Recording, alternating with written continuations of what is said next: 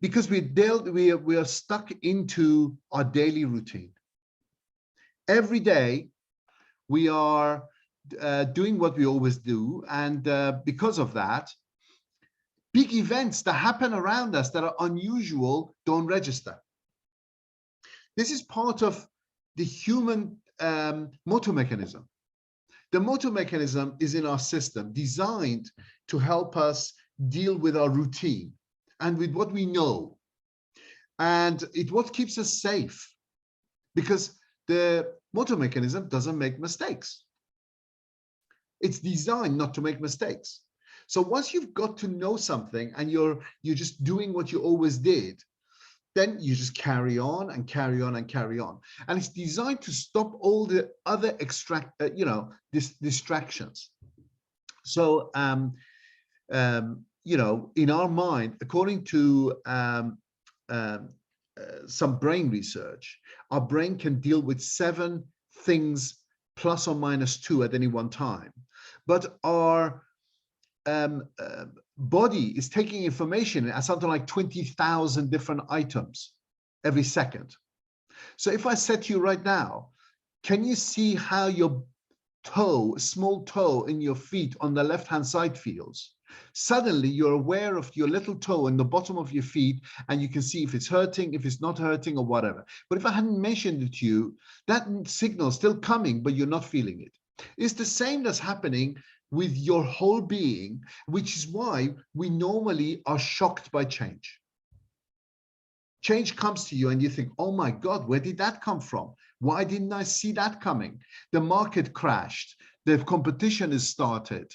Something's happening that's not right in our own company. And it's because you were counting how many times the ball gets passed from team members in white t-shirts to each other, and you were counting that because that's what you do, that's your job, and you didn't see the gorilla.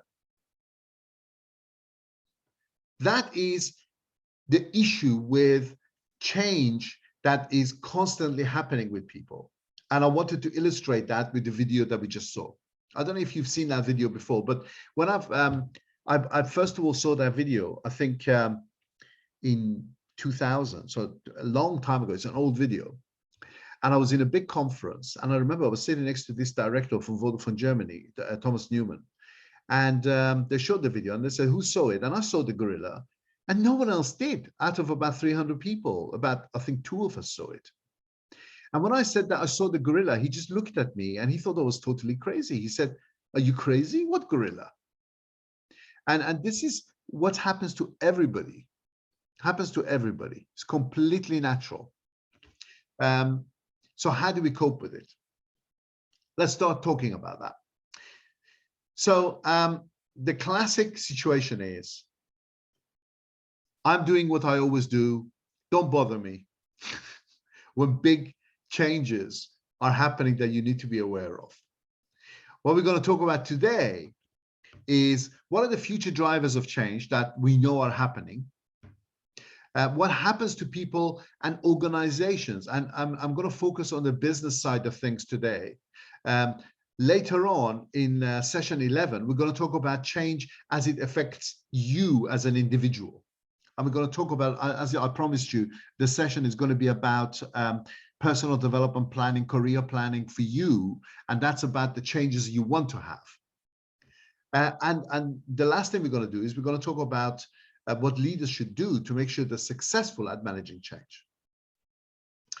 I've put at the bottom here 2 Greek philosophers from around 500 BC, both of them. So these are pre-Platonic, as they say. They're before the major golden age of the Greek philosophers. And one of them, Heraclitus, was the person who would say that everything's changing the whole time. There is no reality. Change is the only reality. He was talking both metaphysically and scientifically about how energy changes and molecules, but nothing actually disappears from the world. His contemporary, Parmenides, I can't say if I'm pronouncing the names right, Parmenides, was saying that nothing ever leaves this world. Everything remains the same, and change is the only illusion. And these are the two competing ways of looking at the same issue. The truth of it is, we are progressing through time. And whether we like it or not, there's certain aspects that are unchanging. And there's certain aspects that are never the same again. It's like the Indian religion and philosophical gurus say, that if you step into the river, then neither you nor the river will ever be the same again. And the reality of change is that change happens anyway. There's nothing you could do about it. It's happening. It's there. Now, this what aspect of it is real, what aspect of it is an illusion, is a philosophical debate I don't want to have today. But it's happening anyway. The point is, how do you prepare for that? And what do you, as a business person or as a person leading a team or organization, as a leader, what can you do to make sure that you have an effect on the direction that you want that change to be? Because if you do nothing, change will happen anyway. So that's what we're going to talk about today. The research, and I've said this to you guys before in previous sessions, is that most change fails. Most change initiatives, most business change projects fail, or fail to deliver the results that was anticipated by the people that initiated it. In almost every case where there's a failure, it's not because of any technical reasons. We've said that before as well. It's almost always because of people. And the people aspect is what I want to really talk about today, because there is an art to how you as a leader can set up the change so that it's successful, so that you reduce your risk, and how you can maintain it until it gets to where you want it to go. Most of the problem comes from that word trust, that if you are doing something that's different to what people have experienced in the past or what they expect from you, then you won't get that trust. So exactly this. During times of change, you as the leader cannot suddenly put your change hat on and be a different kind of leader and say, right, I'm now going to be a change leader. People won't believe you. You have to be congruent with your normal style, with what people expect from you, with the culture of your organization. But what you can do is to create a culture where your organization is naturally change orientated, and change becomes just the normal part of what we manage going forward. Because I believe that's the new world we're moving into, and that's what we have to be prepared for. So why is it that people say they have problem with change? I don't know whether you guys believe this or not. People often say to me, human beings are naturally change averse. They don't want to change. And this is the slide I put together to illustrate that, to say, basically, it's the monster you can't see that's the scariest.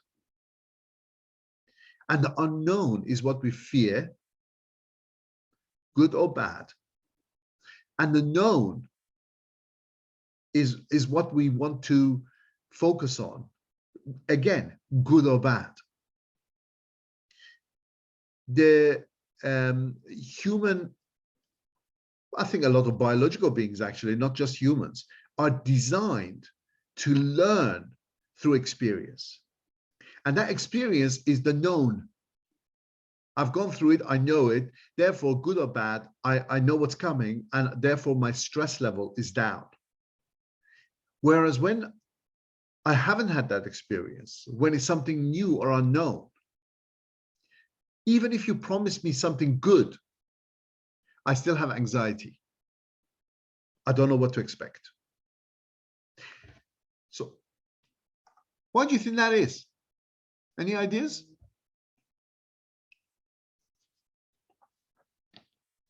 Why is there resistance to change?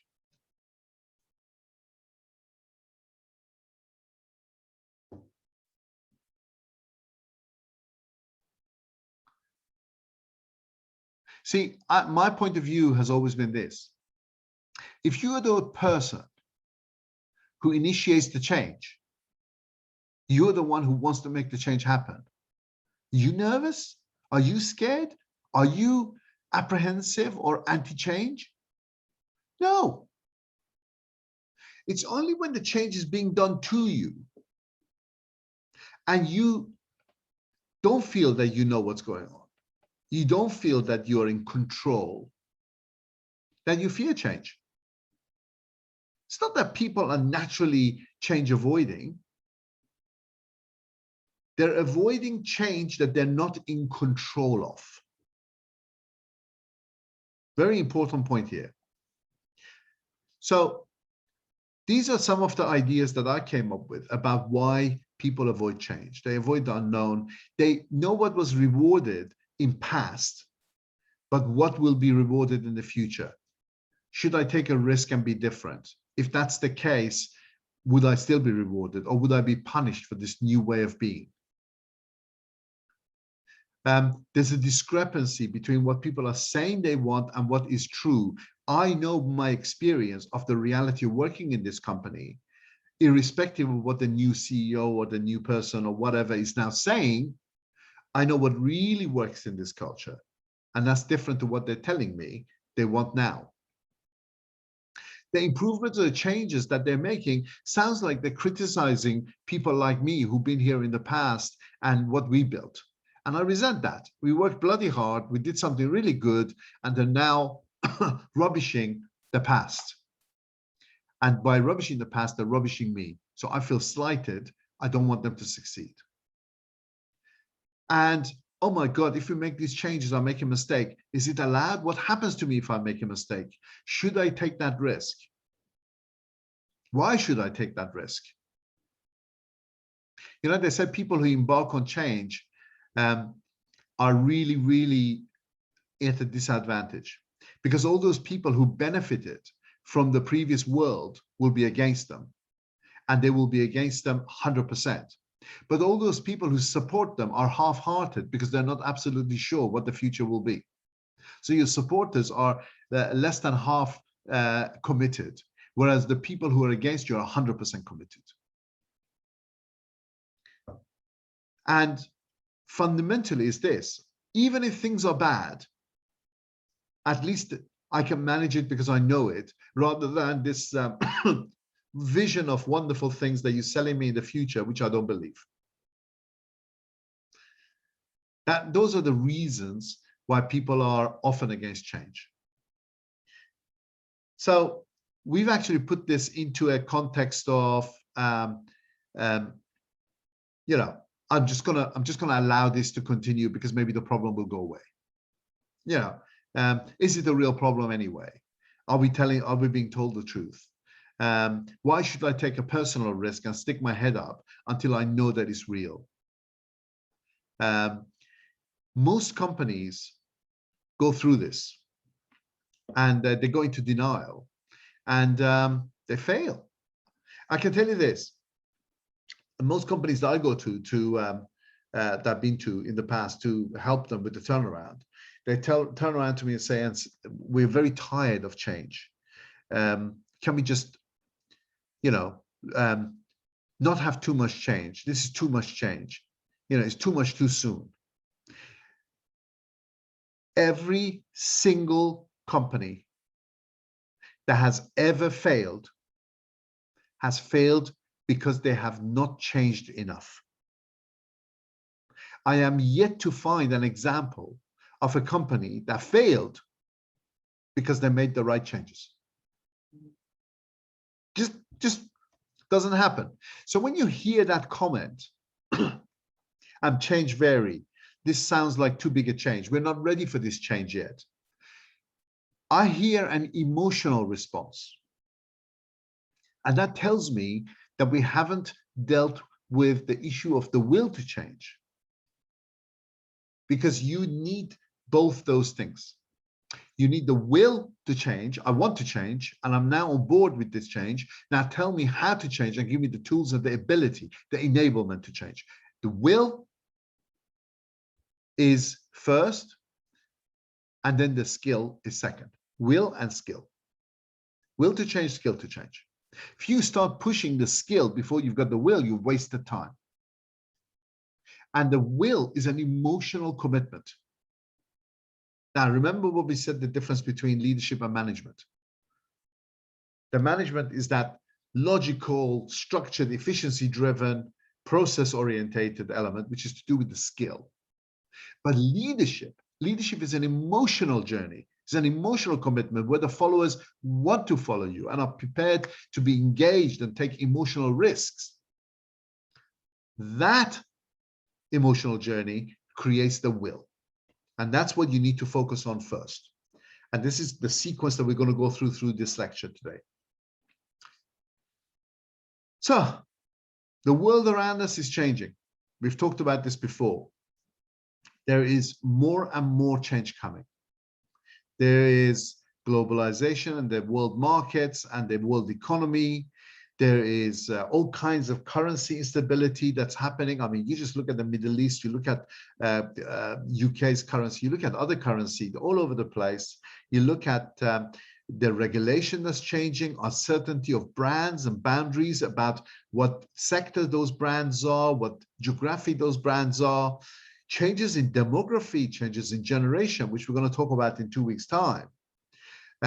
Instability of major institutions like the world financial systems, war, sanctions, new technology, AI, robotics, nanotechnology, virtual reality, telecommunication moves, the importance of social media and the connectivity in the world that we see today, and of course, our old friend, the pandemic, how it's affected the world in ways we never anticipated. And major political change in the geopolitics of the world and in various countries. Stable situations that for the last 50 years, we had not seen this level of instability, and it's increasing. There's going to be more unexpected changes in the future because the trend's very clear. If we look at just one element of this, which is, you as an individual or you as an organization, you're missing a very large element to this. There are changes that are affecting you as an individual, changes that are affecting your organization, changes that are affecting your industry and sector, market, changes that are affecting your geography and your country, and the changes that are global. Those changes are becoming more unpredictable. That's what I mean by volatility. There's not following a given trend. It's spiking. It suddenly happens out of nowhere without you being prepared. Changes that are happening are uncertain. They were difficult to predict. The interconnectedness of everything in this world now, which is increasing, is creating more and more complexity. This is the element of the unintended consequences, which means a small change somewhere has an effect which is massive on a different field that you never expected. And that everything is not clear, it's ambiguous. It's like a fog, like a cloud. You can't see the whole picture. You're not even sure what the problem is. Even if you were sure what the problem is, you're not absolutely sure what the solutions would be. And there will be many. There's a very holistic way of operating. And for this to work, takes a particular approach. Because this is not something that the old world leadership style and management, definitely management, is able to cope with. Management is about organization and about control and about following a set way of solving a problem. That does not work in the world that we are seeing happening today. And the world that's coming is going to get more and more of each one of these. Does everyone agree with that? Is that how you see the world as well?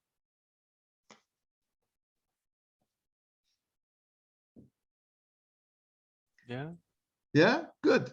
I mean, to be honest with you, if we take just even one of these changes, which is, looking at, the globalization um, uh, in this, then you can see how much is going on with the resurgence of nationalism somewhere, globalization of other factors, the political unrest, the knowledge economy, technology advances, the need for ethics and authenticity, which we're going to talk about next week. This is a subject, one of the subjects for next week. The legal implication of things that, like Brexit, that I never predicted in a million years. We've got COP26 going on. The effect of climate change is massive. And of course, demographic change. Look at just demography.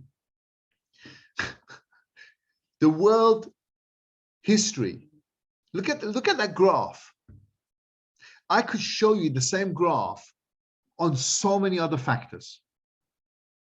Whether it's the difference in wealth between people, the haves and the have-nots, whether it's knowledge and the information sharing that's going to happen, access to information. If you look at urbanization, what proportion of that population is now going to be living in cities? That's increasing at that same gradient as that curve. This curve is just population, but seriously, some of the factors I'm talking about are even sharper gradient than this. The rate of change is massive. I saw a slide the other day. I haven't got it here. I don't know where I could find it. That was to do with innovation. And if you come up with a new patent, a new innovation, a new product, a new solution, how long it takes for that to be a unique factor that you could use to make profit. And the length of time where you could generate profit from a new idea, a new product, is shortening and shortening and shortening and shortening. In the old days, one of your ancestors would come up with a new way of doing things or whatever, and you could make money out of that for generations for that family.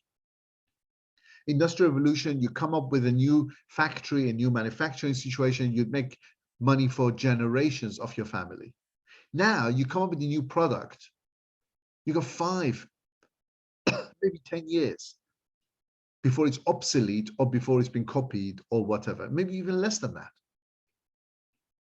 So the rate at which you need to continuously adapt and change is just increasing and increasing and increasing.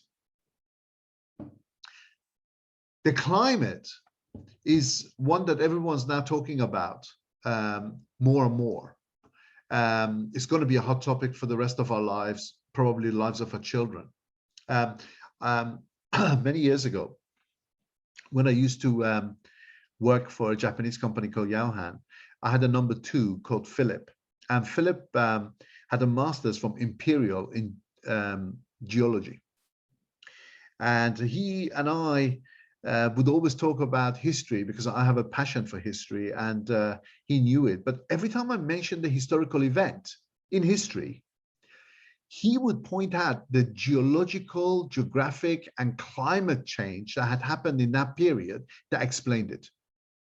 A particular empire crashed. It would be explained by climate. A huge movement of people could be explained by climate.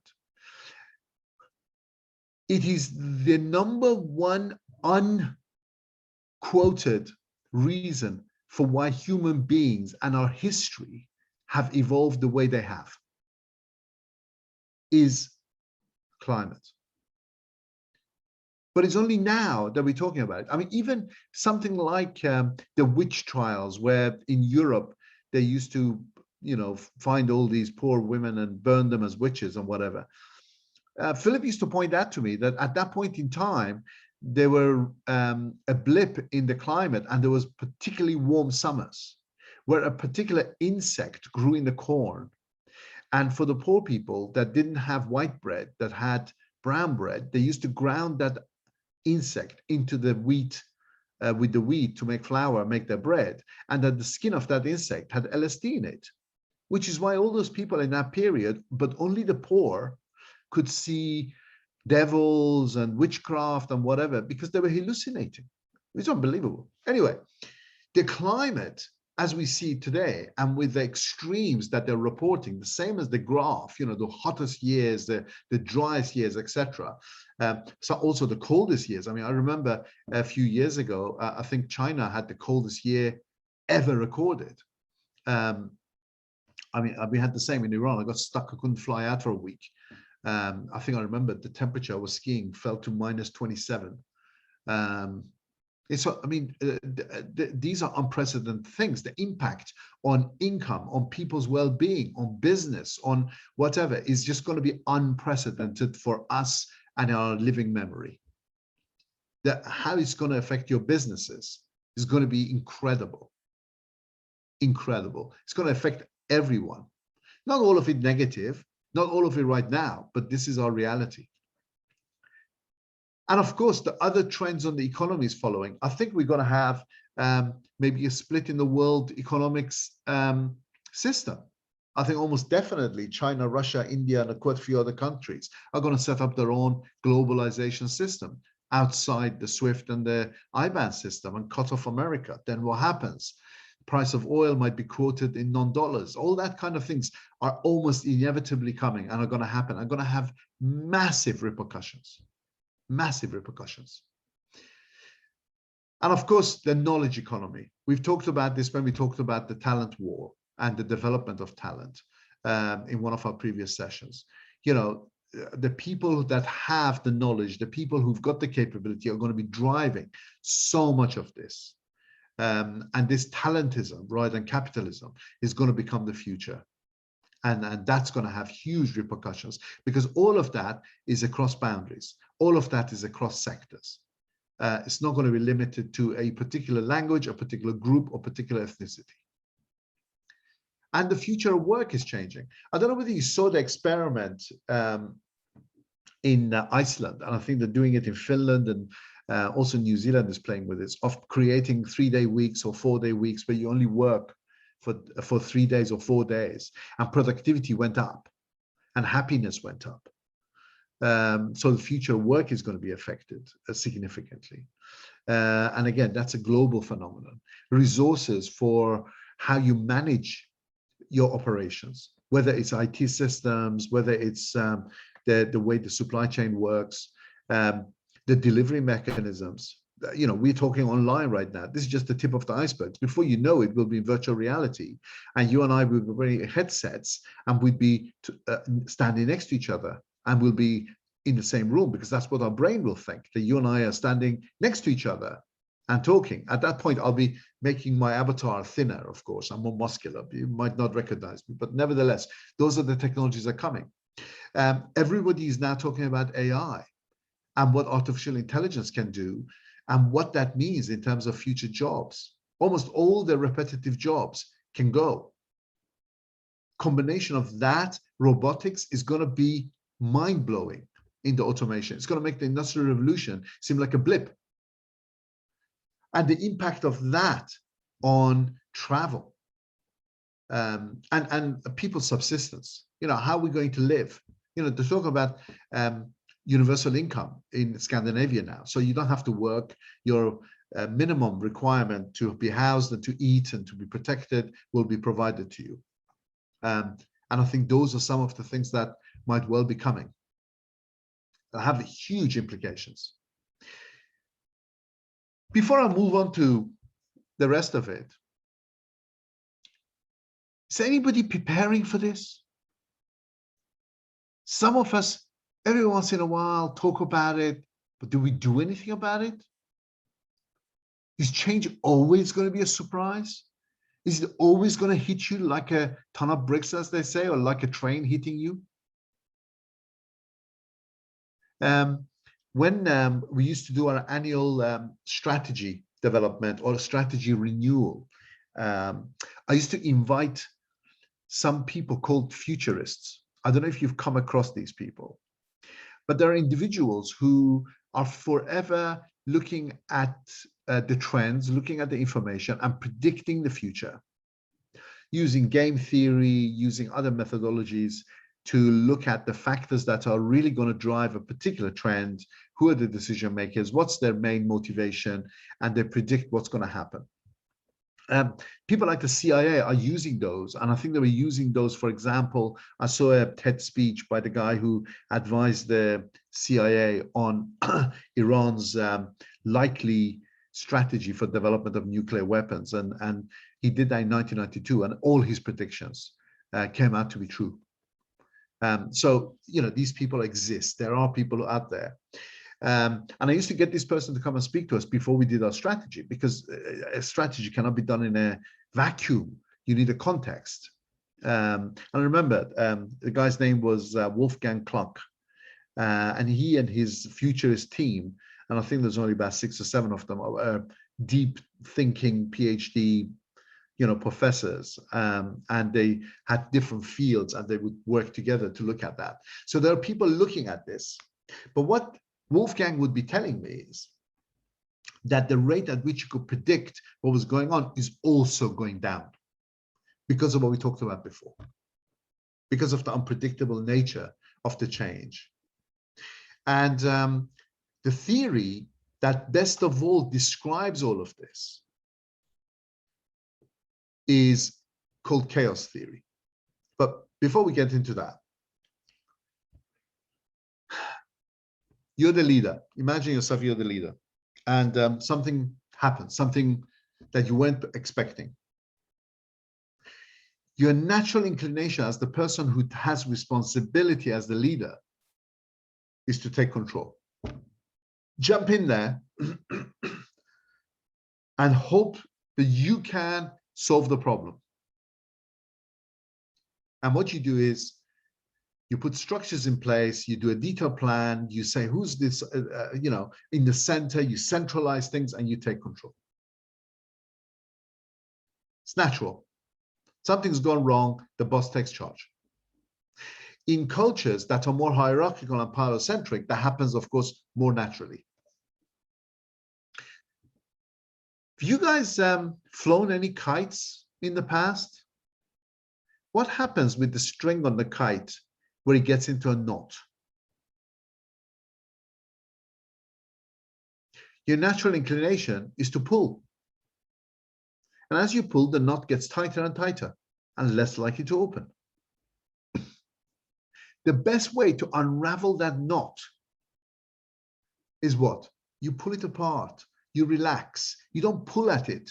You don't try to gain control. You let it open itself up and break the problem down and let the problem become chunky enough for bits of it to solve themselves and bits of it you can solve later.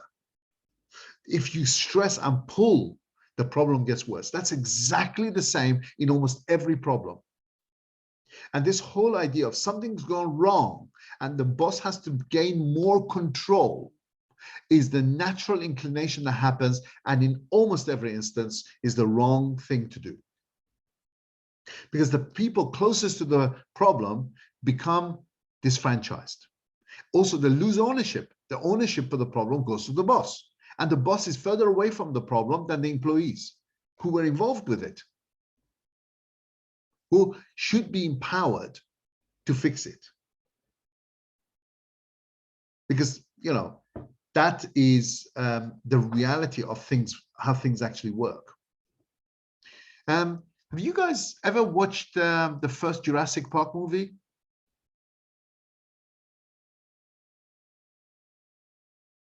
Do you remember the gentleman who constantly talks about chaos, chaos theory, chaos theory? Have any of you come across chaos theory in the past?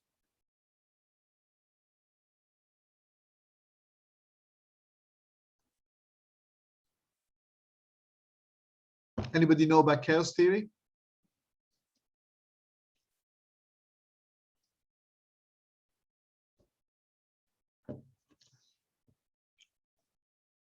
Nobody's heard of chaos theory.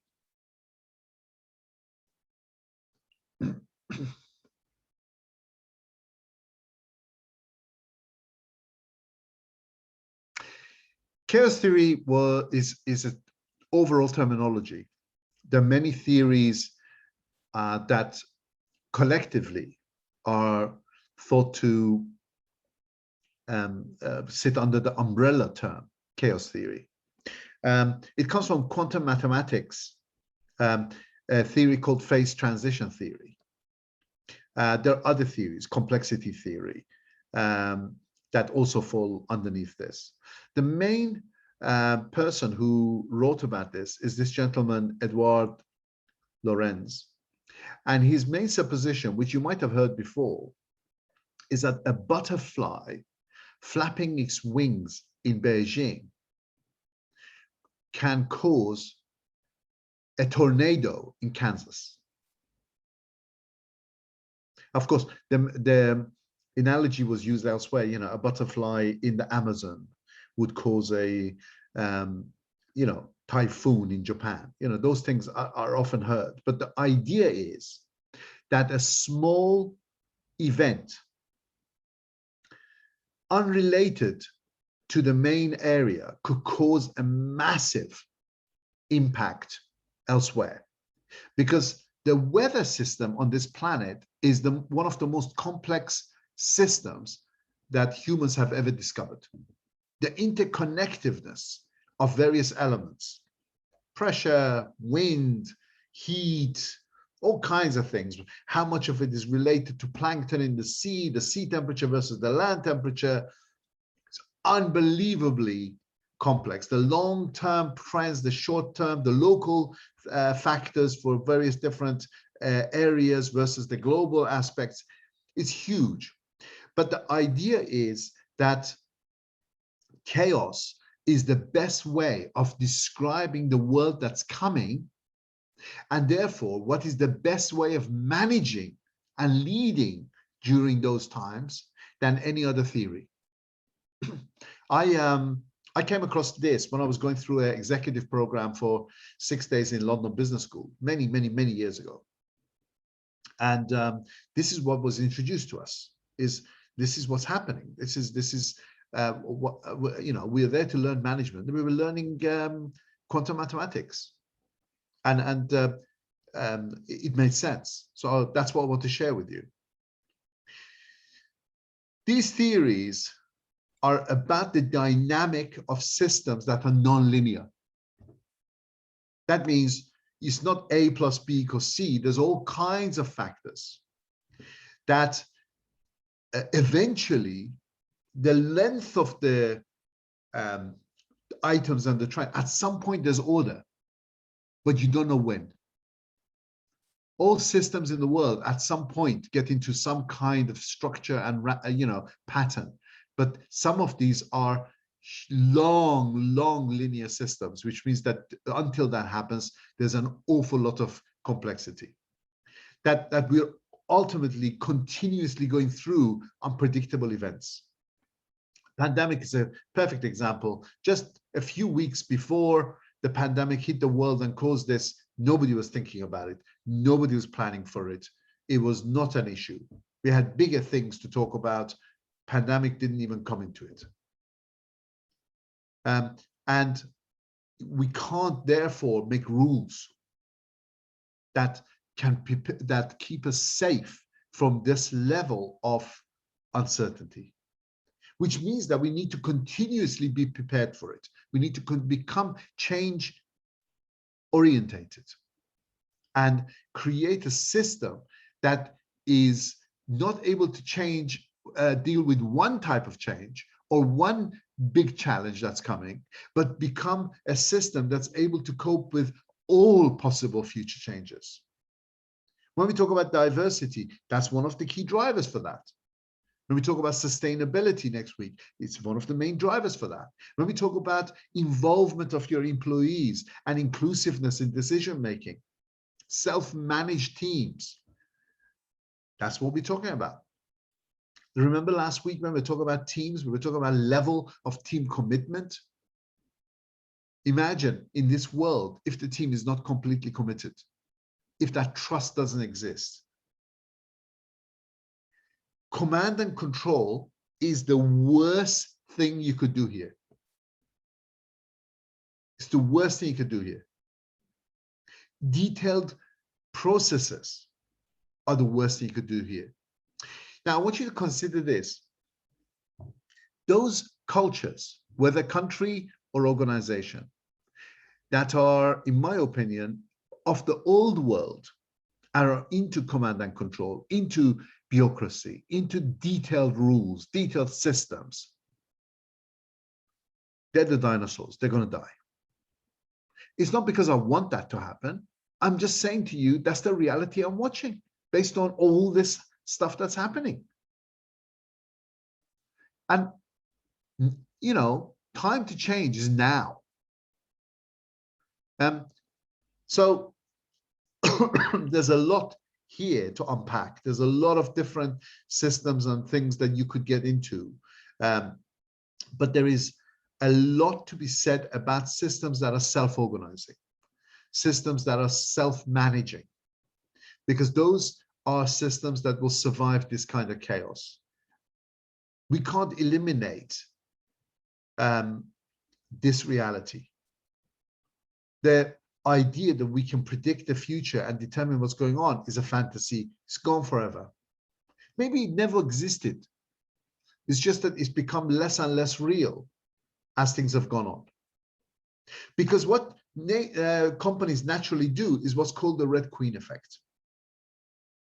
If you've ever seen Alice in Wonderland or read the book, you'll note that there's a bit in it where the Queen of Hearts, the Red Queen, is running as fast as she can, but she's not going anywhere because her feet are not touching the ground. That's why this activity is called the Red Queen. The example of this I give you is, for example, where Kodak, that were the #1 film photograph sort of film manufacturer in the world, found that their sales were going down. And so they're improving their product portfolio. They started selling it cheaper. They started coming up with more easier way of printing. They did all kinds of things because they were taking their old model that they had and working it harder. And what they hadn't realized is that their business was dead because of this. You can't see it, can you? No, my phone. Because of this. This killed the Kodak business. Another example would be encyclopedias. When I was growing up, the #1 thing everybody should have in their home was a set of encyclopedias. I mean, we bought the most amazing set of Encyclopedia Britannicas. I remember my dad very proud of them. And it was for his children, so we have access to all the knowledge. And when the sale of encyclopedias started going down, certainly Alice is the #1 in the world, and Encyclopedia Britannica started printing more promotional books, free giveaways. They started incentivizing the salespeople more. They started retraining the salespeople more. And they worked the same system again and harder, like the Red Queen. And what they hadn't realized was the internet was killing the sales of their books and their business. Their business model was gone. This is what happens to most companies. Most companies, they reduce their margins, they reduce their cost, they go for efficiency, and they try to work harder and harder. Whereas actually their operating model for generating value is gone because the context, the market, the technology, whatever it was based on has moved on. And in exactly the same way that some people don't see the gorilla, people are very busy counting how many times the ball is passed from the white t-shirt team from one person to another. And they miss the gorilla completely. In fact, 90% of people miss the gorilla. And those 10% that do see it, often they're not listened to by the majority. What are you talking about? This is, this is what I know. Therefore, that's what I'm going to bank on. So often people have change hit them and happen to them if they were able to look around or listen to other people, change is visible and people can see it coming. And that's what the Keras theory goes on about and then talks about, because it requires you to let go. It's very hard. It's very scary, because you think, I've let go, it's going to become anarchy now. I don't know how I'm supposed to do things. There's no procedure. I'm taking a huge amount of risk. I'm dealing with all this confusion. The too many things that are affecting it. It's everyone's involved. Too many people involved. Too much informal stuff going on, not enough formal. And because of that, there's a lot of different contacts and a lot of also gossip and untruth. And what I want to do is to come up with something that is more controlled. And that's when you get too much procedure, too many rules, too rigid, no risk being taken, too many command and control. And you know, honestly, this is not a personal crusade. This is not me saying this is what I like. This is what I'm saying to you. This is what I see as the reality. You don't have to like it. It just is. I think what I'm describing here and what I've seen, there is 100% evidence for. And therefore, unless you take this new reality and accept it, you're gonna be like the dinosaurs. And you have to accept that level of anxiety. You have to accept that level of confusion. You have to accept disorder and a certain level of inefficiency and the inability to Excuse me, sir. Go on, son. Yeah, the slides don't work. Which slide are you on now? What can you see? I think it's 27. This bloody system. I'm sorry about this. It happens all the time.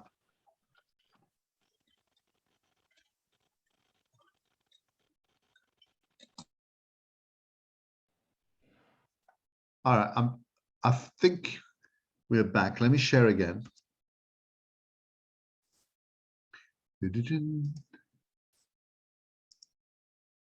Okay, which slide did it stop?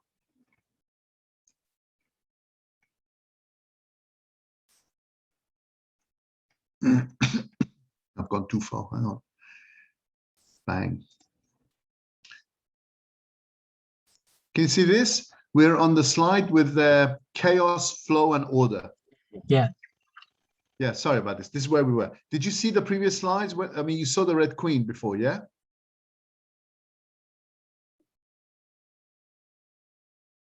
Anyway, I think you have the slides because I think I shared these slides on Minerva this morning. Yeah. Which is all. I'm always going to do that, Simon. Again, just so that you're clear, I will always be sharing the slides on Tuesday morning, so you guys have it. Just also because of this situation. So anyway, I've labored the point beyond belief. But the idea is the command and control approach, which was the traditional leadership of taking control, telling people what to do, directing people, is dead under the new system. Because of the new way that change is hitting the world, it's not going to work. The implications are democratization and at work, that more people need to be involved in decision making. Involvement of your team is how you keep yourself safe. It's how you create a team that's well balanced, well informed, and engaged and able to deal with this change without you telling them what to do. That you can't go for this huge design of change because you have this unpredictability. So you have to make small changes. But you make the changes constantly. You know, you want to go in a direction, you set it up, the new way of doing things, and then you make improvement, you make improvement, you make improvement. As the world changes around you, as the needs change, as the technology change, as the market change, you're constantly making change. And people are expecting that to be the new culture. This organization is constantly changing, and change is the only reality. Going back to the first slide. And it becomes how we do things around here. I've put some of the theories down here so that you've got the academic reference for what I'm talking about. And this complexity will allow you to manage the faster rate of change. Oh, sorry, you're breaking down the complexity, the unpredictability. Sorry, this is my own slide, which is a summary of all the others. You need a simple strategy, flexible plans, clear boundaries, and multiple try and continuous improvement. One quick story. I don't know whether you guys have seen a large blue chip company's strategy deck, strategy document. I have the one for Vodafone. It's something like 350 slides, incredibly detailed slides, huge amount of data, information, both about the performance of the company and the past, and about the market, competitors, products, everything else. Hugely complex. I remember having a consultant come to visit me in Vodafone once, and they were waiting for just a few minutes in reception when the receptionist informed me that they were there, and I said I was going to come and get them. And while they were at reception, the consultant asked the receptionist, "So what's going on here? How's things going in Vodafone?" And the receptionist said, "Well, we've reached 65% penetration of SIMs in the market. We're not sure whether we can go well beyond 75%, 80% because of the population limit. Everyone now at that point has a phone. So we're trying to increase the usage by bringing in data as a way of generating more income." And the consultant, when he came to see me, said, "I can't believe it. The receptionist in your company explained your strategy to me in about 20 seconds. And all it was, I remember this as it was yesterday, it was a chart we used to show them that showed the amount of increase in the use of mobile phones. This is the year 1999. I mean, it's a long time ago. And showing that we're reaching a level where maximum number of people who can afford to have a phone have got a SIM. Now, in those days, we thought everyone would only ever have one SIM, and that all they would use it for is making phone calls. So we decided that, in order for us to think about the next phase, we had to increase the more value from each customer, right? An increased number of customers. And that's what we were going to do with GPRS, G2 as we call it. And he said he'd never been in a company where the receptionist could explain the strategy so clearly and so simply. In fact, a few months ago, we set up a friends group on Facebook, and all the ex-colleagues from those days are on that Facebook group. And this receptionist lady was there. And I told her, I remembered this story, and I told her how amazing she was.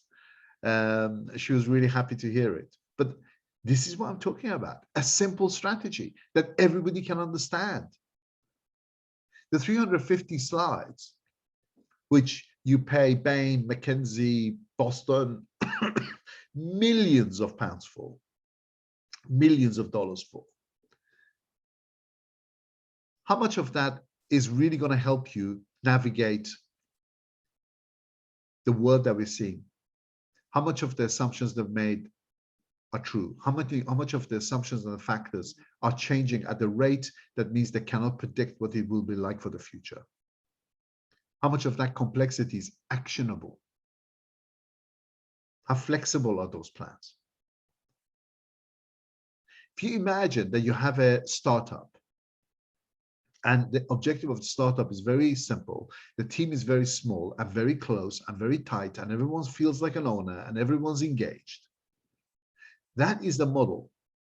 The big corporations with the big rules, with big processes, what they're now doing is they're thinking about breaking those big hierarchical structures into little teams. This is the sort of best practice new thinking, and create little network of small teams that act like owners for their issue within that organization. Charles Handy wrote a book called Gods of Organizations in those, and I remember him talking about how these massive pillars, which are functions, are now breaking up, and that the system of operating within companies is going to break down into small, tight, very, very informal teams with a clear strategy, flexible way of doing things, and a close, emotionally connected team. Remember what we said about teams last week? You know, you can't really say that you have that emotional bound to a massive corporation. Most of your emotional connection is to your immediate team and to your boss, to your leader. People don't leave companies, they leave leaders. And that's what we're talking about here. Engaged and competent people that are really connected. Because this is what you want to achieve if you want to be a super success. Everybody can deal with things going wrong. So we have to react. It's easy. The issue is, do you react before you have to? I don't know if you've come across this 86% mark on the graph, but the idea comes from at what point you buy or sell shares on the open market. That in order for you to make the most, you have to go against the trend in the market. If you buy and sell at the same rate as the market, you will never make huge amount of money, because you're selling when everyone else is selling and the price is going down, and you're buying when everyone else is buying when the price is going up. The point is, you make great money and you become a great success as a company or as an individual if you go against the market and you are buying when they're all selling and you can buy cheap, or you're selling when they're all buying where you can sell expensive. The point is to know when the market's about to turn, to buy at the bottom and to sell at the top. And that's the 86% mark. And stars, great companies, make a change, buy into a new technology, acquire a partner, sell off a part of their business that's no longer going to be making money, reinvent themselves. When they see the change coming, they see the gorilla, and they say, right, that is no longer the factor. It's no longer, we're no longer going to do the Red Queen. It's not about efficiency. It's about the different way of being successful. It's IBM coming out of manufacturing hardware and going into consultancy. You know, it's that kind of thing. Because once you've got a downturn, once you've got what they call a burning platform, oh my God, the whole business is on fire. What happens? You're running out of money. Confidence has gone down. Your employee engagement is gone down. There's fear running everything. So the cost of making a change is very high. And at that point, all you're doing is survival mode most of the time. You're not into making huge amount of returns. Whereas if you make the change before you're forced to make the change, you are making the change when the confidence is still there, when the employee engagement is still there, when you've got the money, when you've still got the time. Great companies break the market trend, don't go down. It's very difficult to recover once you're in a turnaround. And I've been the guy who's done the turnaround. It's extremely painful. You can't do a turnaround without blood on the floor, is what my old boss, Vittorio Colai, used to say. And, you know, I've done successful turnarounds of big businesses. You know, you get rid of huge number of people, most of the executives. It's not an easy thing to do. It's expensive thing to do. It emotionally expensive, financially expensive. Whereas if you make the changes before the crash, before things go down, you're a first mover into the market. You control it. You take charge. This is a very key differentiator. Because what happens in organizations during times of change that's forced on you is not a pretty sight. When I went into Netherlands, for Netherlands, I had an employee called Martin Lammers, who is now Dean of Students at Maastricht University. He had been there for all his career. So I said to Martin, and I knew Martin from before. So Martin, tell me what's happening? What's going on here? He showed me this slide. This is his slide. This is literally Martin's slide. What's happening here, you guys? Can you see what's happening? Can you describe to me what's happening? Anybody?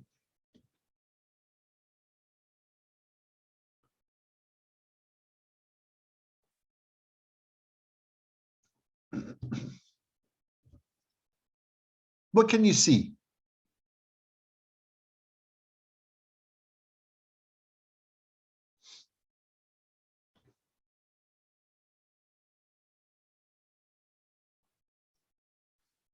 Come on, this is the interactive bit. You got, one of you has to talk. One of you tell me, what can you see?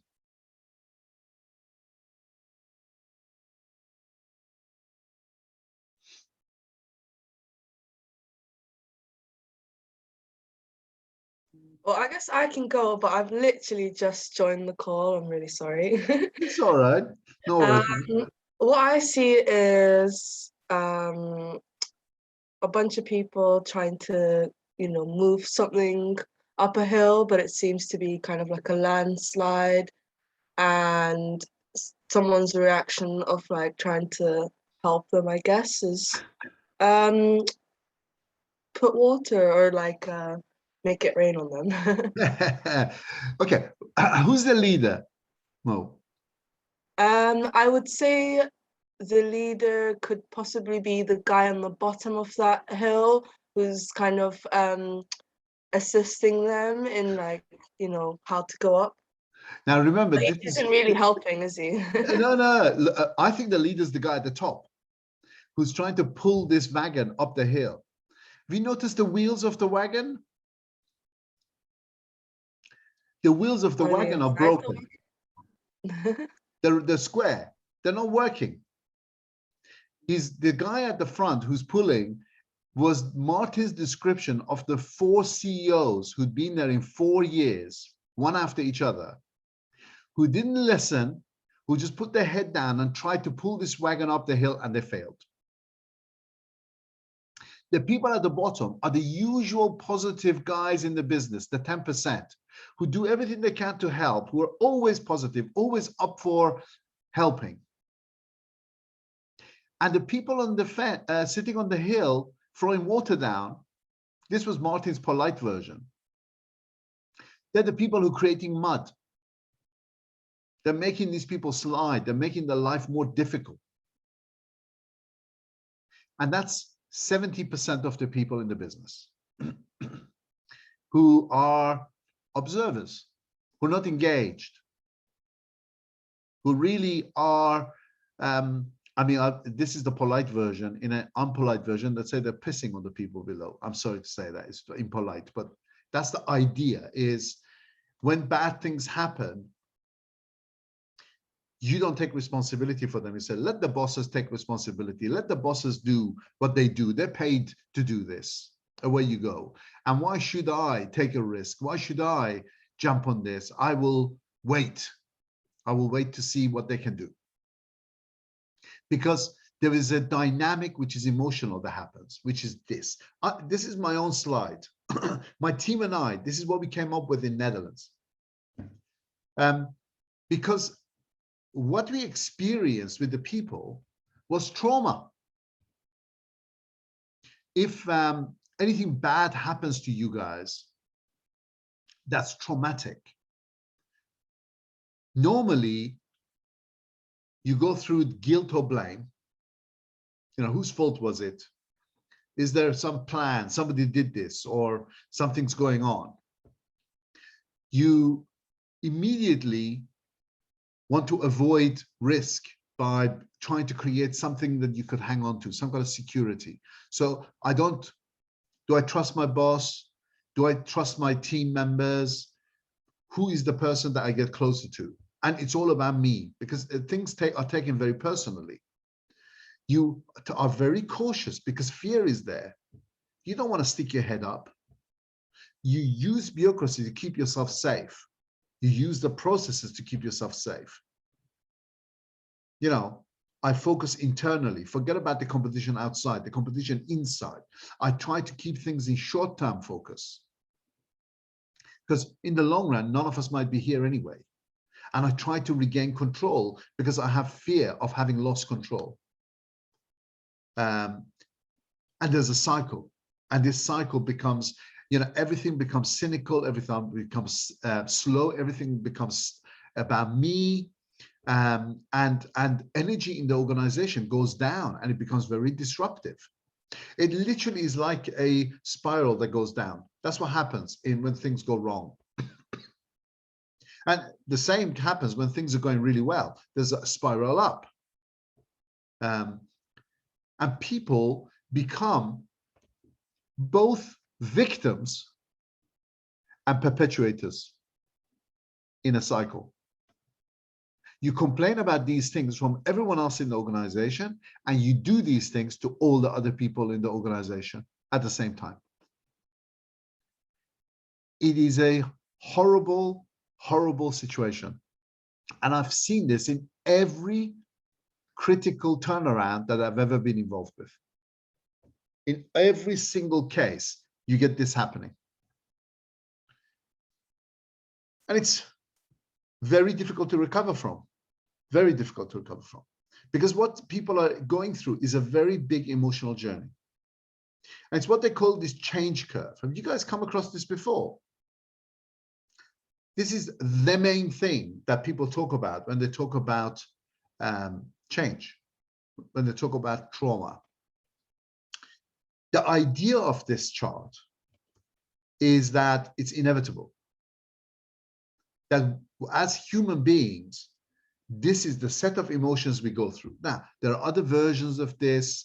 Some people have put different labels on different bits, but the basic idea of it is that this emotional journey you go through has the ending of the old world, exploration of the situation, and then acceptance of the new world, the new beginning.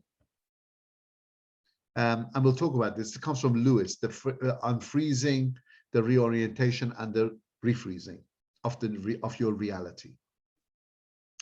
And during this process, productivity falls, morale falls, people's commitment and energy, and therefore the success of the business is seriously affected through this process. You can see the depth that is in here. The role of the leader in this situation is not to avoid this curve, because you can't avoid it according to the theory. Is to help manage the process by which people go through this curve as quickly as possible, so that their productivity doesn't drop to the depth. Because the deeper down the problem goes, the longer it would take and more difficult for it to recover. That's the theory. Now, you can't deny any part of this curve.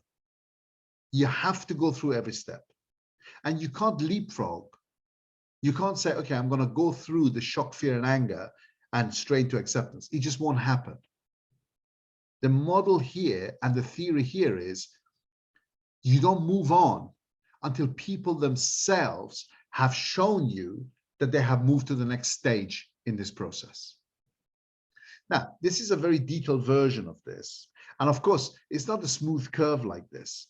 You know, Kubler-Ross puts it like this, you know, and in different companies, in different situations, the length of time is different, the curve is unique, but nevertheless, there's that journey.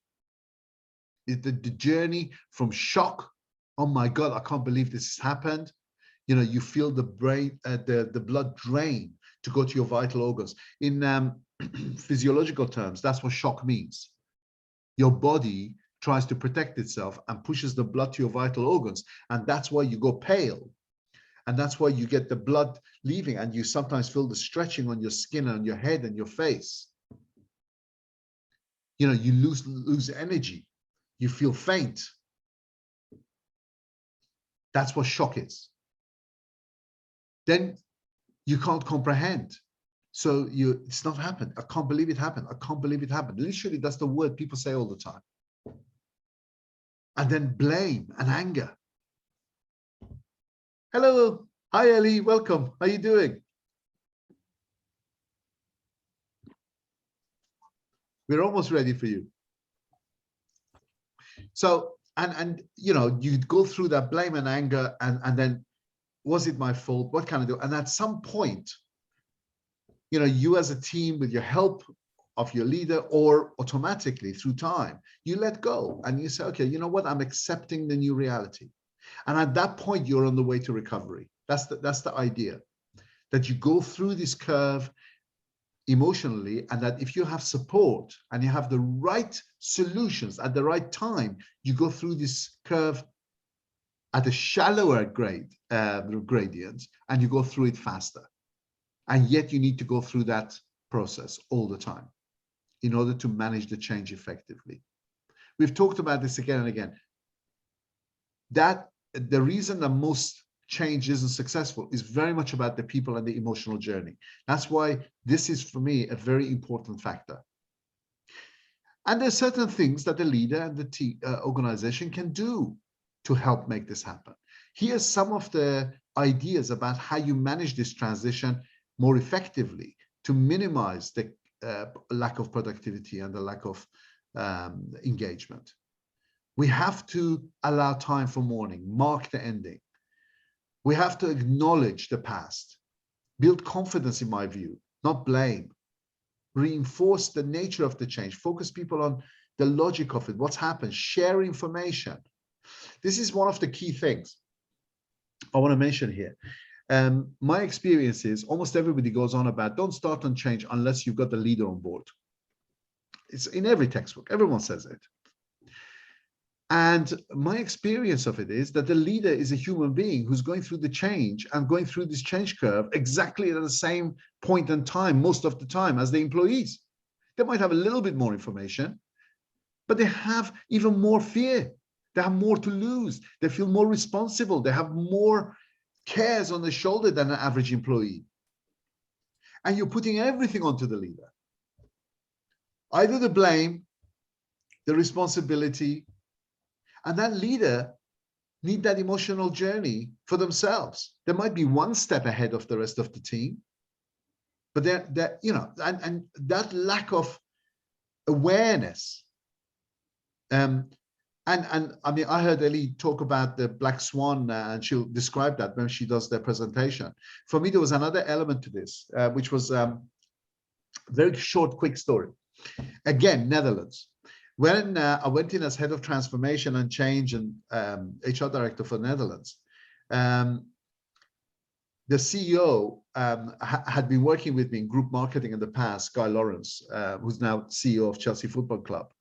And he and I were friendly, and he called me to his office as part of my induction. And he said, look, I'm glad you're here in Netherlands. Enjoy your expat package. I never want to see you, and I never want to hear from you, and I never want you to do any initiatives. As you can see, this company is on fire. This company has been failing. I'm the 5th CEO, 4 CEOs in 4 years.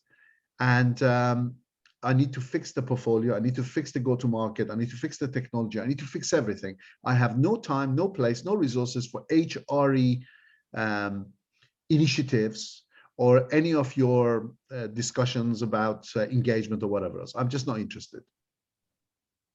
Thanks, Guy. No problem. Thanks for your openness. Really appreciate it. So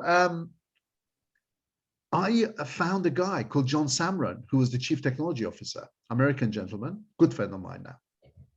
And John said, I really need help in my technology. So I engaged with him, open door, kicked the ajar door wide open, went in, helped him with a new strategy, new structure, new way of doing things. We outsourced the whole of the network, the main asset to Ericsson. We outsourced the entire IT function on the operational side to EDS.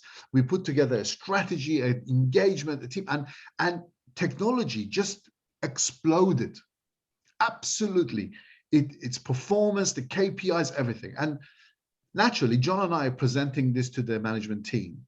And the rest of the management team look at Guy and say, every single thing that Masood's presenting is equally relevant to our team and our situation. Why aren't we having this?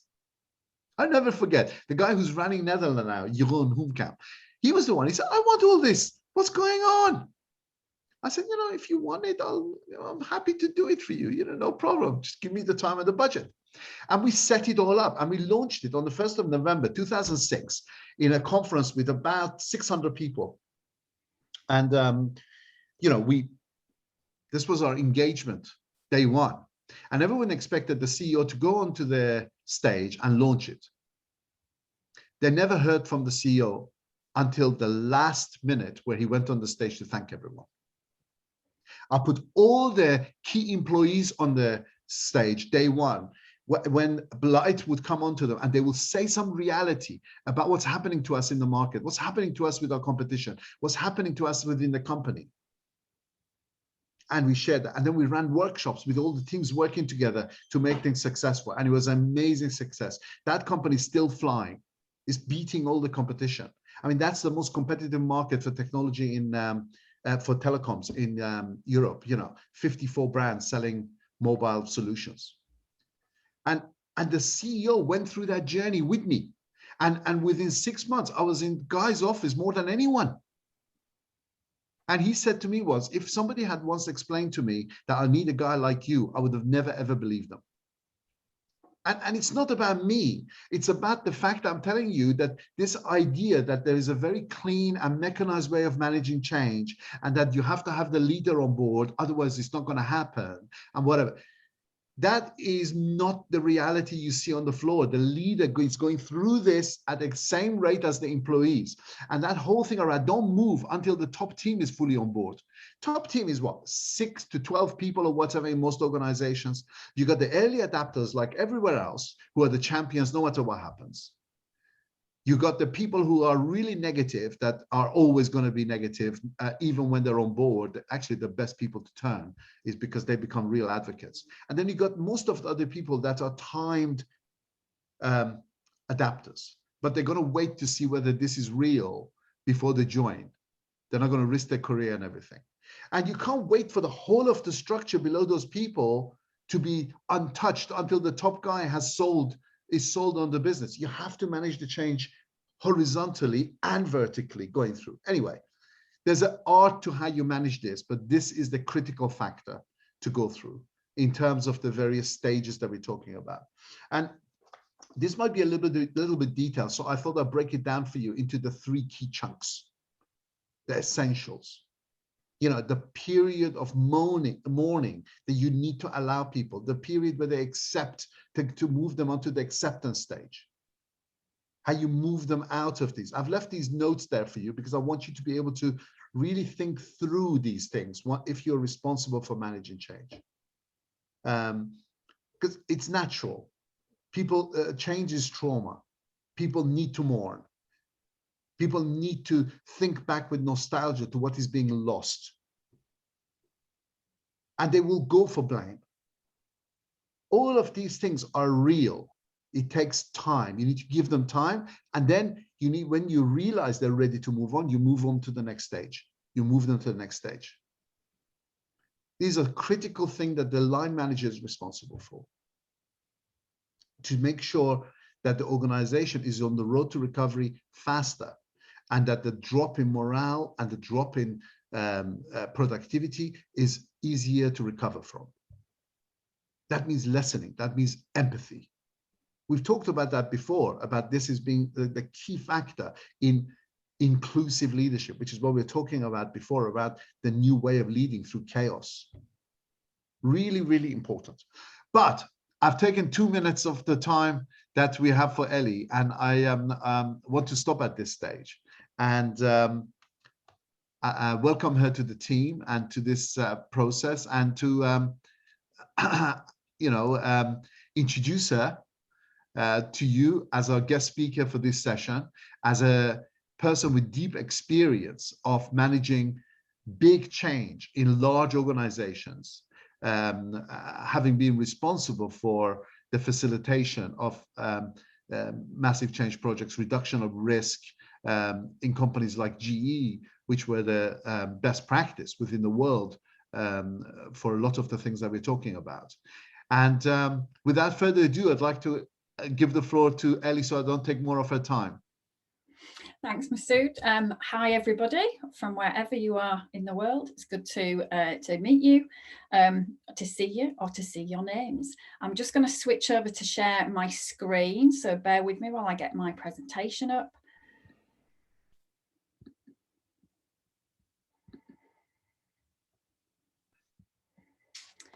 So here we go. So Masood has given you a very sort of high level sort of précis of my background and why I'm here talking to you today. So I'm going to share a little bit more about the real me, the true me.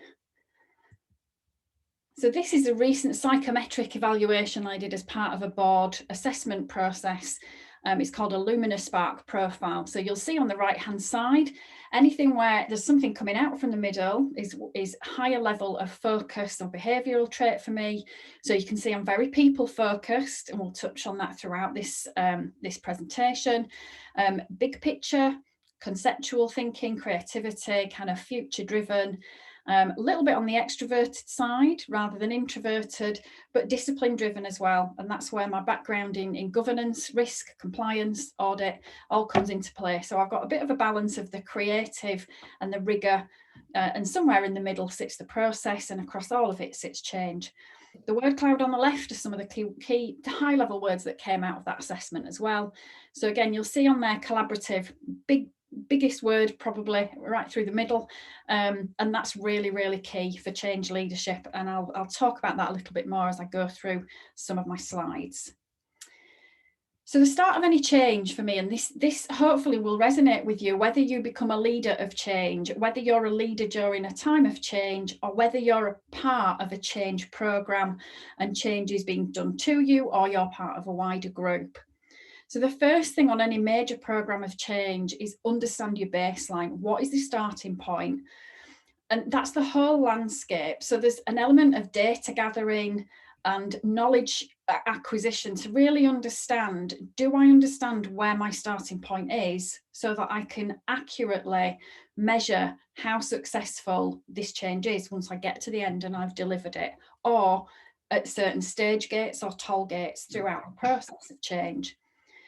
So I talk in here about metrics, and I'm a Six Sigma black belt from my time at GE. I love interactive, dynamic and drillable dashboards, and I love data visualization. So the key thing for me is, what are the metrics available to me to help me understand the baseline, the current situation? And I've given some examples here of the type of information, depending on the nature of the change, that you might seek to obtain. I've mentioned in red, anywhere you see an asterisk and red text is just a particular example that I'm going to share with you from a change programme that I've been heavily involved in or have driven. So this particular one was a client assurance. So my company TSYS processed all the credit and debit card transactions for all the major high street banks. And one of the things that they need to do under the requirements of the FCA is to come in and audit us periodically and assure themselves that as a key outsource provider, we are exercising due care and holding ourselves compliant with what can be very, very detailed and lengthy contracts. And one of the processes I was asked to redesign was that process. And I set about at the beginning looking for all the metrics. The challenge was there were none. This process had been ad hoc. It had been whoever shouted the loudest. There was no consistency. There was actually little to no process. And it had basically just kind of, held itself together with sellotape and rubber bands for a number of years. So one thing when you go in to look at the metrics is be aware that depending on the quality of the data or the data sources, I'll talk a little bit more about that in the next slide, you may actually have some really key data gaps that you can't measure or that are really limited or actually flawed. So always keep an eye on an opportunity when you're doing a major change to actually establish a baseline that doesn't exist or integrate data capture or quality of data throughout the actual implementation of the project. Because if you can't measure success, how do you know whether that actually has hit the mark, whether that's voice of customer information and feedback about client experience, or whether it's financials, productivity, whatever that metric is, whatever that KPI or SLA is, try and get your baseline from the starting point before the change starts to take place.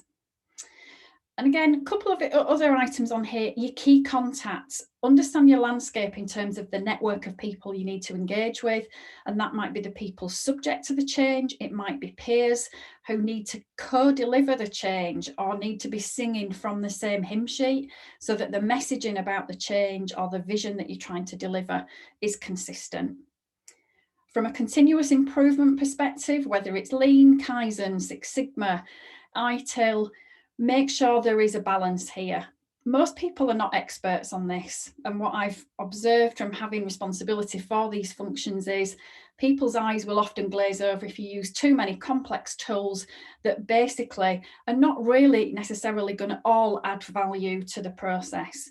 So be selective, be clear about the methodology, provide information to help people understand the tools or techniques you're going to use to keep them on board, but don't overcomplicate it and don't use too many different types of tools or get over heavy on the methodology, because actually it's not necessarily the individual tools that affect the change. As Masood rightly pointed out on this last slide, it's all about change, is all about people and how people react and adapt to change. Established a high level of visibility, but look around you, look at what the landscape is, whether it's the people, whether it's the reporting, whether it's the current process. Try and gather as much information as you can to understand what your starting point actually is. So I've talked about data, and there's reporting, and then there's true business intelligence that tell you something meaningful that you can actually take action from. So a couple of things just to be mindful of on the data as you capture it. Always have a slightly skeptical eye about the data. Many organisations have actually got quite poor data quality. They don't have their metadata documented. Their data sources can be quite disparate. They don't all knit together effectively. They don't have good or consistent ways to visualise the data. And ultimately, make sure you've got really clear data definitions, because if you pick 3 or 4 key metrics that are your baseline or will form the basis for your measures of success, everybody needs to have a common understanding of what that measure actually means. So data definitions, even if you don't have across the whole spectrum of your data, for the few that you're really honing on, make sure that they are clear, articulated and shared. Now, again, you may have process libraries or repositories. You may have a great team that has all the MI at your disposal, but more often than not, you will have a mix of some good quality and some that's on a path of evolution. So just, again, be practical and pragmatic, like the continuous improvement methodology. Don't over measure, don't try and measure too many things. Pick the key measures where the needle is really going to move and it's really going to make that change happen. But again, the definition of the data and the metrics is absolutely key. And I can't stress the importance of that. You can get derailed partway or very far down through a change program when somebody just articulates that they had a completely different interpretation of what that metric actually meant. So team, this could be people, it could be the human element, but ultimately, whether it's your project team that you're working with as a leader to develop and manage that change, or whether it's people who are subject to the change, People challenges are going to be the one thing that can easily cause you issues or derail a program. You know, there is a fear factor of change. Very few people are wired to actually embrace change and adapt to it quickly. The norm is for people to be mistrustful, to be fearful, and actually sometimes to be overtly quite challenging, not necessarily from an informed or rational position. Emotional reaction to change can be very irrational at times. And as a leader, you've got to use your EQ. You know, even though you're potentially adapting to the change at the same time as the individuals, as Masood had said, you have got to project calm, you've got to project control to instill that confidence that actually, yes, it is all going to be okay. We can mourn the past, but let's embrace the future. So really recognize that you've got different individuals. You'll have done team dynamics, team roles as part of your studies, but every individual in that team will be different. They may all have a very different perspective on the change that you're trying to deliver.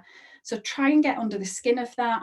If you know you've got some key morale challenges, and some changes are difficult, when changes are putting massive restructures in place, or it involves voluntary or mandatory redundancy, that level of emotion is heightened even more. So really get under the skin of understanding how people are feeling throughout the course of the project. You also need to look at your team. Do you have skill gaps within the team? I've mentioned on here capabilities, and I was tasked by the Chief Audit Exec to work with him to help redesign the internal audit process. The process had been very old school. It was very tick box. It wasn't very engaging, and it wasn't really adding enough value at the strategic level to the company. When we worked on the future state model, we defined that, we realized we had some massive skill gaps to actually, you know, fulfill that future vision. And so one of the ways that we dealt with this was to put everybody, including me, including the Chief Audit Executive, through a skills assessment to understand their fit and alignment with the new model. So where that clearly demonstrated there wasn't a fit, it gave us good collateral to work with those individuals to help them on different career paths, but actually identified some rising stars that were really going to embrace that change and could fly and really kind of develop themselves as part of that model. And ultimately, it was a very successful outcome, but again, high emotion and a high level of fear factor, because you're talking about people's roles and responsibilities and what they're doing all day. But the other thing is, you might have a project team or a project opportunity come up, and you know that that's a really good fit with a rising star or someone with a key capability that will give them development opportunity and stretch. So always keep one watching eye on how to make those connections between team members who've got more in them than maybe they realise, or they've expressed an interest in a certain discipline. A project, a good chunky project delivery, is actually a really good way of helping them develop those skills further. I mentioned diversity. We all have seen many references to this. I'm not talking about this in terms of gender or ethnicity. This is more around diversity of thought. So it might be cultural background, it might be educational background. It's looking at the spectrum of life experiences and trying to make sure where you can that you've got diverse perspectives in those teams. Because history has shown that where you've got a homogenous team with a very similar approach to thought, you will miss kind of pitfalls, you know, you will have failures within that delivery. And ultimately, you want a healthy degree of debate and challenge to make sure you're fleshing out all of those elements of the plan that could derail you or derail the whole deliverable at the end of the day. But again, people always have your concentration on one eye, the people and the dynamic between the people, because it's the hardest bit of change leadership to master.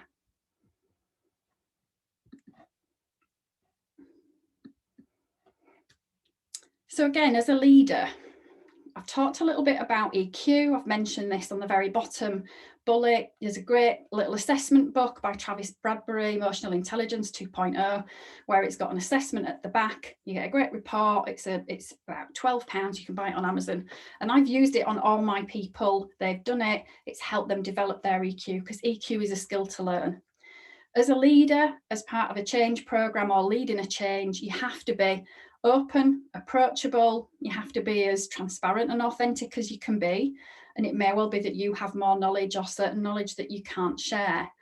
But you need to help the teams understand the change. If they don't understand it, if they don't understand the future vision, they're not going to be along for that journey. And if you can consult and collaborate with them around what that delivery process and what those milestones look like, you're more likely to get and retain their engagement throughout. You need to be open. There will be challenges. I have yet to work on any program that went smoothly without any hiccup along the way. So, you know, make it clear that any challenge or hurdle is not going to be the end of the world. We need to work together, basically, to assess it, control it, mitigate it, and if need be, reassess kind of the end deliverable or the delivery date. Talked a little bit here about that creativity and active participation. And one of the things that I did in my last role, customer experience, data wasn't where I wanted it to be. I wanted the people who were dealing with customer complaints to get almost real-time feedback from the people that they were serving. And I reached out of my industry, and this is something I would actively encourage. I found a utility company, a water company, that had gone from the bottom of the regulator lead tables right up to the top around their customer experience. And so I reached out and I contacted them and said, we're not in similar industries. I don't think there's a conflict of interest here. I'd be really, really thrilled if you would share some of the way that you've moved the needle on this experience. And they shared that openly with me. I brought it back to the team and gave them that information. And then they went away and looked at our landscape and figured out a completely different way of doing exactly what we needed the end result to be. And within 6 weeks, they built that and delivered that end to end. So always look for inspiration and don't think you can be blinkered by your own industry. There's lots and lots of ideas and input that you can seek from elsewhere. I touched on vision earlier on. If the change is large scale, if it's significantly moving some needle in some way, whether it's a cultural change, whether it's a massive organisational design shift, you need to work a lot more heavily on the comms side than you would do from maybe just a single function or a process related change. So make sure in those communications you are explaining the why. Why is it necessary for us to change? Why is it necessary for us to go in this different direction, and not just the what, always with a positive spin on selling the benefits, again, to help people over those emotional hurdles and get them on board and on side to work with you rather than against you. And again, from my perspective, organisational redesign, which I've mentioned on one of the bullets, it's really imperative that you don't just do that with the functions within your purview or that are directly impacted. Make sure your leadership peers understand the vision, understand the need for change and how the change is going to come about, because ultimately they all need to be singing from the same hymn sheet and have a really clear understanding to be able to support the change from a wider perspective. The other thing is making sure for anything that's kind of vision or really material is making sure the different functions understand their link to that change. Quite often some functions can think, this isn't anything to do with me, this is about revenue and I'm service. Or this isn't anything to do with me because this is project management and I don't touch that. Every piece, every function needs to be able to tie to a company strategy. And if there's a vision that ties to that, you need to make sure that every function understand what's in it for me. What does it mean for me? Because if they distance or don't see a connection there, they won't buy in and they won't engage. Do be aware, I know many of you are based in different parts of the world, that in a cross-cultural project team, there are different styles of engagement to get from the start to the finish, from a project delivery perspective or a change delivery perspective, and they can be very, very different between different countries. So if you've got a very diverse team, be mindful and do your research on how different areas of the world manage change, because otherwise you could get conflict within your team where you've got one person at one end of the spectrum and another at the complete opposite end. big rocks. So you're thinking, why has she got a picture of a boat and somewhere that I wish I was right now with the sunshine and maybe, you know, kind of a cocktail in hand. This is a clear bottom boat. And the reason why this is a clear bottom boat is because if you look at the beginning of a change on what big rocks are out there or hurdles you might hit, if you can see them in advance or see them ahead, you've got far better chance of navigating around them. So take time at the beginning of a project to think, what are the challenges that could derail us? Talk openly with the team and flush them out. Your team might see things that you don't. So don't ever think that you've got that one, you know, single view with all the answers on that. This is one particular area where it's really important to get diversity of thought and engagement. So I've mentioned about peers, upstream or downstream, if it's a process related change, because they need to help embed that change. But because it's ultimately all around people again, never ever underestimate how difficult and challenging it is for a change to win hearts and minds, where you're asking people to behave differently, you're asking them to do things differently. To get them on board needs communication through the change, but it will need hand-holding and communication post-change to really embed it and ingrain those different behaviours, culture shift, whatever it is. So hearts and minds are something to really, really bear in mind. And that's why it's important to understand your landscape, understand your metrics, but always keep one eye on the people, the reactions, and how best to get them on board with the change. And as we've seen with COVID, landscapes can change swiftly and drastically. So always keep checking whenever you have a stage gate or a toll gate as part of a delivery. Check and balance. Are there any new rocks out there? Have the rocks changed? Have they become larger, smaller? Keep a watching eye on that, because it's good to anticipate risks and issues along the way by thinking of them as big rocks. This is my final slide, and this is about action and project plans. Some of you will be really, really familiar and comfortable with Microsoft Project or different project management tools, but ultimately, as a senior leader, the one thing I'm often asked for at a very short notice at high level is give me the high level summary view of where we are, where we're at. And senior management don't want to look at MS project plans. They want a high level view that's got some key metrics, some key reportable items, and some brief commentary to clearly show risks and issues. What's on track, what isn't, what are we doing with the stuff that isn't on track? So always bear that in mind. It's good to have a high level view. It could be something fairly simple. It can be Excel, it can be Word, but something that doesn't take you too long to refresh and update from the data or the more structured material that you've got around your project plan. Make sure your risks and issues particularly are very well documented. There's nothing worse than getting through a project and finding out that a risk or an issue that came up at the beginning wasn't properly closed down or it's resurfaced. So make sure you've got a clear audit trail and that you do obtain the evidence to show that something's really properly been closed down. If you're doing a change, think bigger. So think, okay, I'm doing this change for my part of the world, my function, my part of the company. Is there an ability for that change to replicate in different parts of the world, different functions? And as you design your project plan, bear that in mind, because actually that could save the company or a whole bunch of people a lot of time, because you could basically take the same plan and replicate it somewhere else if you're conscious of that at the beginning. Now, I did this as part of a Black Swan event management program. So for anybody that doesn't know, a Black Swan event is a major, significant, unforeseen event that has huge detrimental impact to a company. If you look it up on Investopedia, it'll give you the definition. But a Black Swan event is like the worst thing that can happen because you don't see it coming. Unfortunately, I went through the experience of one of these in August 2019.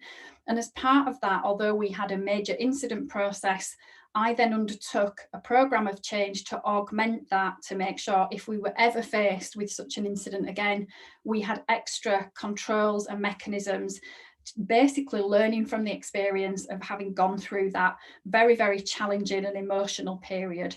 And one thing I did in this plan was make sure that if I designed it for the international business, I consulted with my US colleagues to make sure that once I delivered it, that plan could literally lift and shift and be replicated again for the US part of our company. final two things. If you get derailed, if you have a major hurdle, if you have to recalibrate, again, the EQ needs to come into play. Pick yourself back up, recalibrate, consult with the team, reposition, and move on. The worst thing you can do is dwell on something, you know, for too long. Ultimately, everything has a path around it, over it, you know, or you offload it, or you change the deliverable. But the converse of that is celebrate your successes. If it's a big, complex project, celebrate along the way, and make sure for the smaller or the bigger ones, you celebrate at the end, hopefully, once you've delivered on your measures of success. Ultimately, it's about people, and they want the recognition that they've been a part of that change and they've made that change happen. And that will see them operate in a more positive way for any future change that comes down the line. And that's it for me. So I'm open to any questions.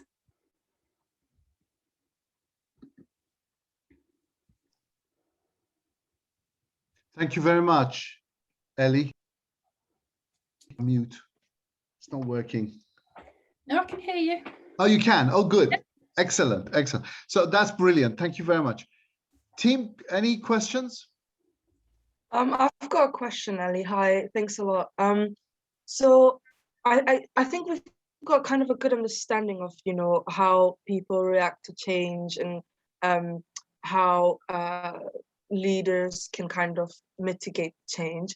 But how exactly would you go about kind of measuring to what extent, you know, you are actually successfully managing change or not, if that makes sense?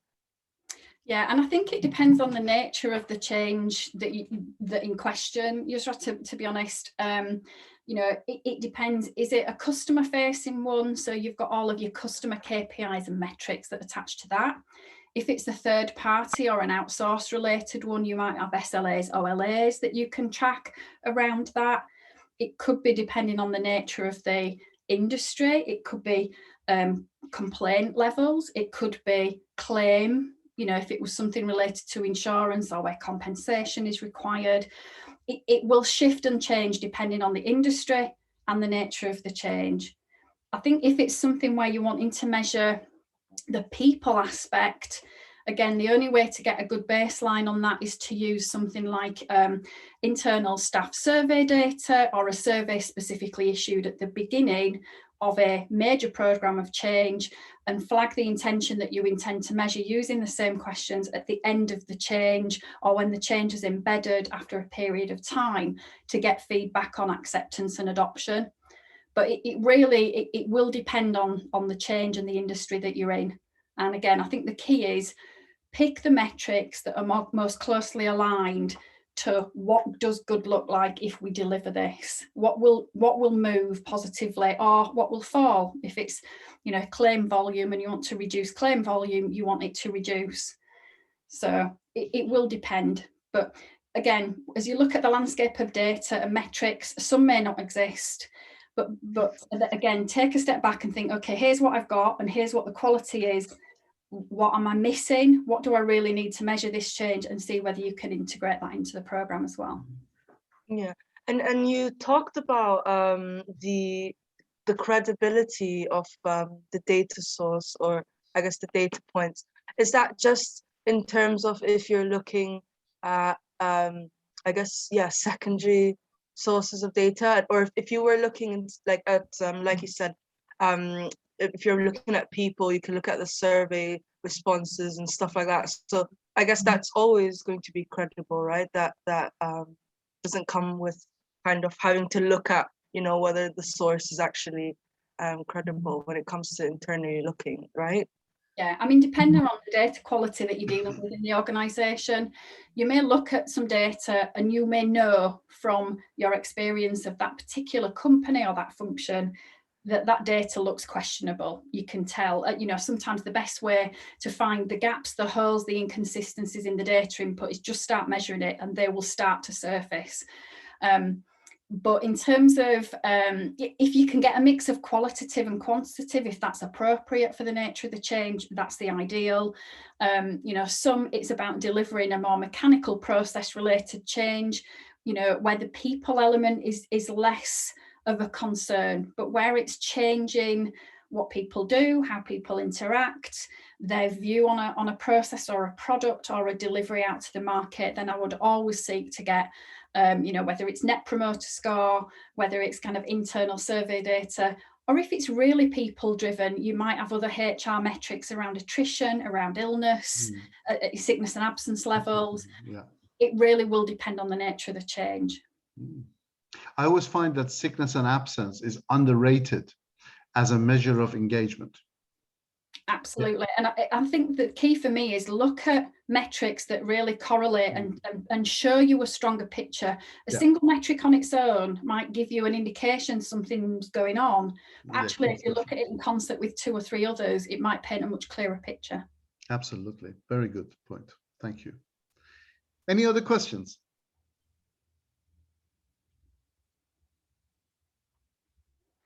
Well, guys, if you think of any questions after the event, please don't hesitate to send them on, and I'm sure they'll get channeled through to me. I'm happy to answer anything else that comes up.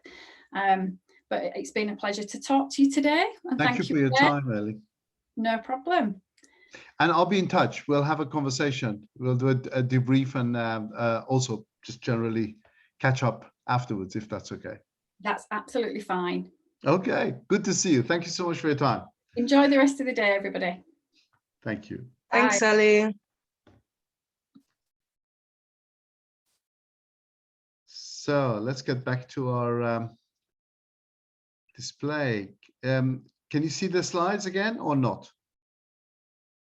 Not yet. Not yet. I have a terrible feeling that I'm going to need to.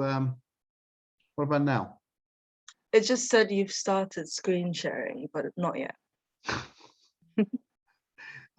What happens with this system is very odd. It keeps coming up with another Zoom activity, which I have to go into Task Manager and edit.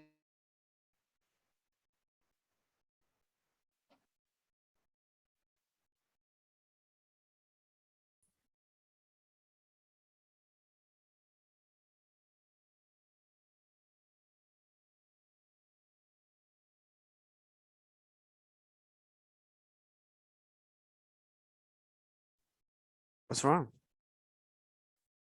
I think he got frozen because I can't see anything. This time it dropped me out completely, so I'm back.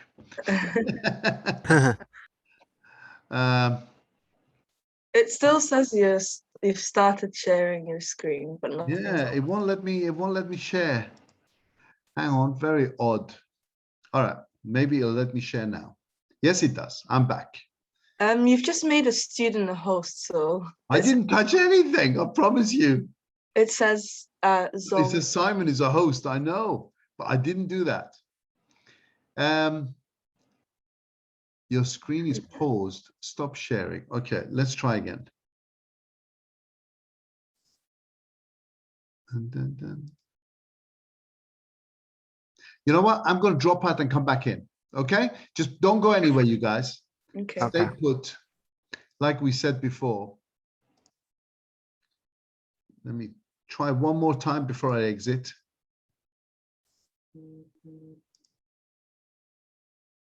No.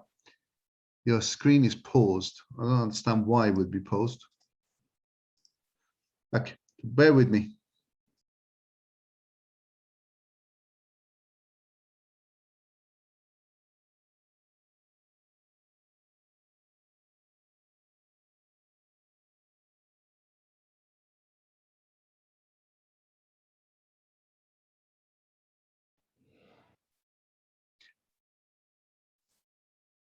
Okay, here we are. How do I get control back, Simon? Control is a myth. I just told you, there's no such thing as control. It's all an illusion. There we are. Can you see it now? Yeah. Excellent. We're back on target. See what I mean? You don't have a control. All you can do is continuously make improvements and try and stay on top of things as things evolve. And this technological bleep with Zoom is a perfect example. Right, we were talking about helping people move through the change curve. We were talking about mourning and allowing people time to be negative if necessary, not reacting to the negativism as a bad thing, just accepting it as part of our reality, and allowing the people to go through the human experience of emotionally managing the trauma. Takes time. And helping people essentially re-engage with the new world.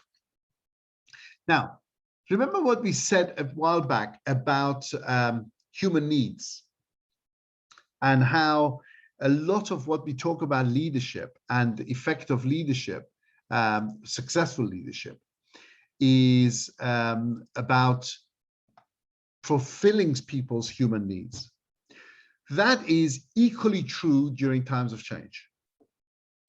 And the needs for people to feel significant, the need for them to feel that you're dealing with them as human beings, and that your intimacy in terms of your emotional connection is equally true there. And these are some of the things that I highlighted in terms of human needs during times of change. They feel that they're not being driven, that they have some say in control and mastery of their own destiny, that they want to make sure that they're able to enhance their work and their contribution to participate in the future. That they all want to do a good job. Very few people come to work to do a bad job. And this is just part of that process of helping them become better and be more successful in terms of what they do. And to get the success and to gain that reward is an important part of it. To feel that they're supported by their team, by their boss, emotionally supported. And that they have the right information, that their version of reality is not running blindly into the dark. And, having feedback about how well they're doing. Well, following the theme of what happens to leaders during change, let me follow up with that element there while it's still fresh on my mind. If the leader is themselves going through the change curve and is themselves feeling stressed, unsure, and doesn't know what's happening, which is most of the case, their inclination to communicate goes down. Because I don't know if what I'm saying is true. I don't have all the data. I don't have all the information. I don't have all the solution. I will look weak if I go out there and they will find out that I don't have all the solution. I don't have all the answers. I've got nothing new to tell them. I've said what I needed to say when it first happened. And communication goes down. Communication, both in terms of the frequency of the communication, in terms of the leader communicating about themselves, goes down, while the level of communication in a crisis situation change goes down from the leadership. The need for communication by all the people in the organization, guess what? Goes shooting up. And you get this situation. I don't know if you guys have ever heard of this thing called Corridor FM. It's the joke we used to make, which is the conversation and the stories people tell each other in coffee corners, in smoke corners, in passing a friend of yours in the corridor. The gossip, the storytelling. Corridor FM is incredibly effective. It reaches every corner of the organization, and the speed with which the stories and the information go through is like nobody's business. In fact, the speed gossip goes through is unbelievable. Absolutely unbelievable. That's a very quick story. During the Iranian Revolution, I was very active as a 14, 15-year-old actually. And we used to go and shout and scream against the revolution, actually against the revolution in my case, in Hyde Park Corner. And I remember every Sunday there used to be 200-300 people there. And one day my friend and I were tired, we were sitting on the grass, and I said to him, I wonder how long it would take for all these rumors to go through 200 people. And we made up a story about Ayatollah Khomeini's wife being pregnant. And it was a sensational story and a fun story. And we went and told 2 people at the opposite end of the 200 people in the crowd shouting and screaming in Hyde Park Corner in London. And then we came and sat down where we were, and we timed how long it would take for someone to come and tell us that story. It was under 20 minutes. In organizations, Corridor FM goes through everywhere. And by the way, the stories are exactly like the one I told you, as sensational as possible. The more shocking, the better. Because that's what Corridor FM likes, emotional payoff from the stories. And you get more emotional payoff, the more shocking the story. So the stories that people tell each other informally, that go through informal channels, are often exaggerations. Often they are conspiracy theories with very complicated plots and everything else. And they sap positive engagement to the change.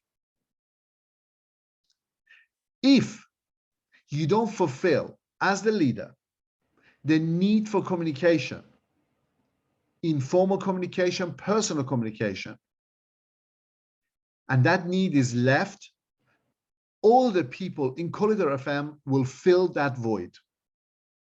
And they'll fill it with stuff you don't want.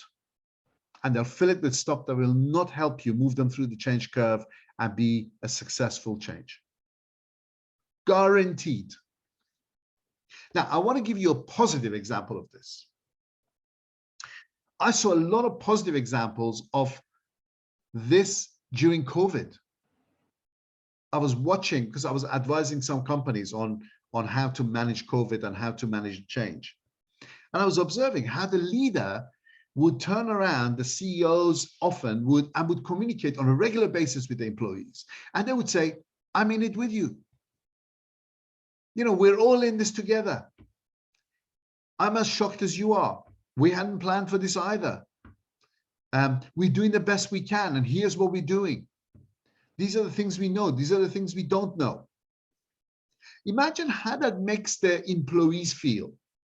Where the line manager is not only communicating with them, is doing it regularly, more regularly than they were used to, because now the need has gone up, and doing it in a more personal way, putting themselves there as human beings, and therefore treating the employees as human beings.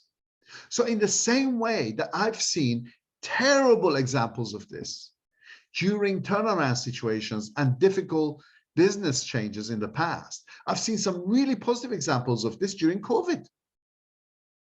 And these are great examples that we can replicate and take forward.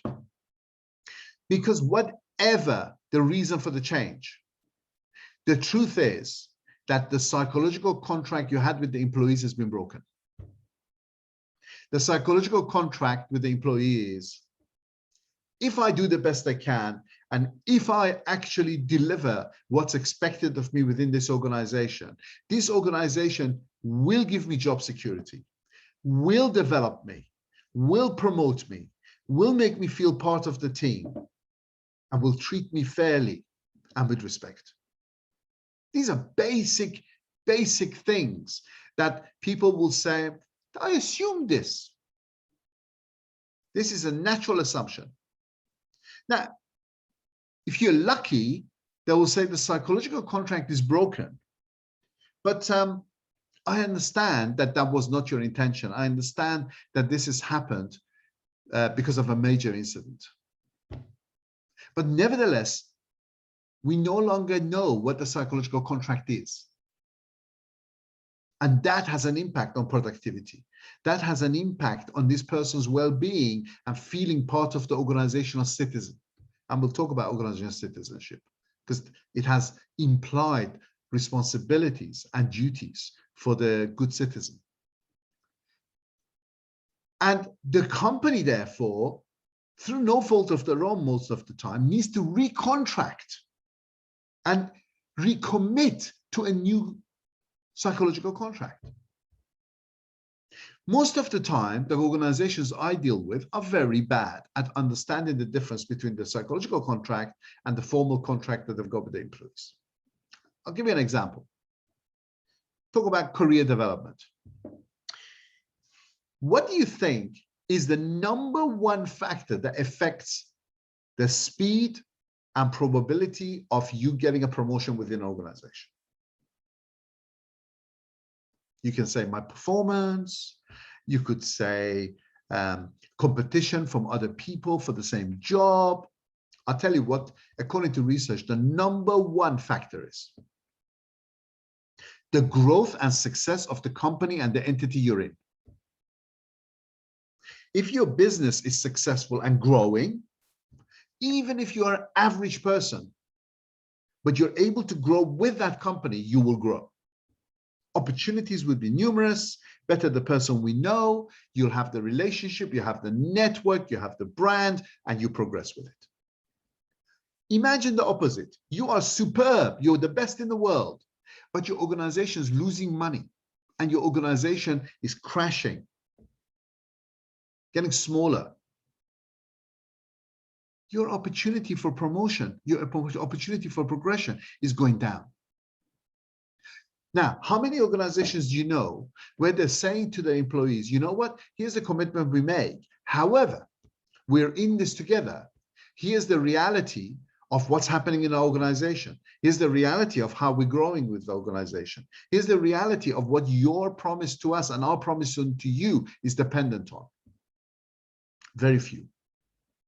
Imagine what happens to that when a major black swan event happens, like Ellie was just explaining, and everything we assumed and everything we thought, everything we planned for was now different. You need to be realistic and you need to go back and recontract with your employees again. You need to tell them the new reality. Two good examples of this that I can remember. A lot of people, when you talk to them about these kinds of traumatic things, they talk about job security. You know, the company's suffered losses or something's gone wrong, and now my job is no longer secure and people are being made redundant. This happens a lot, unfortunately. And in that situation, the organization normally acts as the parent and deals with the employees as children, doesn't tell them anything they need to know, just a need to know basis. And basically you get the email, oh, you've been made redundant because the organization can no longer afford this, blah, blah, blah, blah, blah, blah, or we're downsizing, whatever else. That happens all the time. And it's always done badly. Because you never share with the employees the KPIs. Why should you, just in case they are not proved to be correct in the long run? And then you erode trust. Then you are seen as an exploitative employer, and the employees feel exploited. They feel that you broke the psychological contract with them, and they will feel resentful. Even the ones who stay, even the ones you haven't made redundant, but look, because they look at what's happened to their people, and they will then say, well, look at the way these people were treated. This is what it's like here. This is the culture. This is what's going to happen to me too. And they will act accordingly. I remember an example with Cisco systems, where suddenly there was a massive drop in demand for their technology in the telecom business. And they went to the employees. And I know because one of the senior vice presidents was a friend of mine, was describing to me the situation. I heard it elsewhere too. And they said to the employees, this has happened. This is our new reality. This is the KPIs. This is where we were. This is where we are now. You're all the best people in the world. We love you all. You're part of our family. We don't want to lose any single one of you. So this is not a decision that we want to make. However, this is our shared reality. We'd like to engage with you and decide what we want to do. They put together an employee team, representative selected from the employees by the employees. And those people then went through and said, okay, who's willing to take voluntary redundancy? Do that. Who's willing to go part-time? Okay, let's do that. How can we reorganize the work? They went through all those strategies. And in the end, certain people were selected for redundancy. They were given an augmented package. And they were told, the moment that things improve, we're taking you back because you're one of us. Do you know, employee engagement shot up in the organization when they got rid of thousands of people because of the way they did it. Because the psychological contract was remade and wasn't broken. And it's out of the box thinking. Because the alternative is, you know, call centers that I've known where even Vodafone, my God, you know, I remember a glitch when IT basically went ahead of the communication, and suddenly everybody in Bristol in a call center, their computer stopped working, and they were told you're no longer employed by us because the computer stopped working. Or I remember a very famous case in Singapore where the owners of the company pulled the fire plug and fire drill, and as soon as everyone left, they locked the door and wouldn't let anyone back in, and then they sent them letters to say they've all been sacked.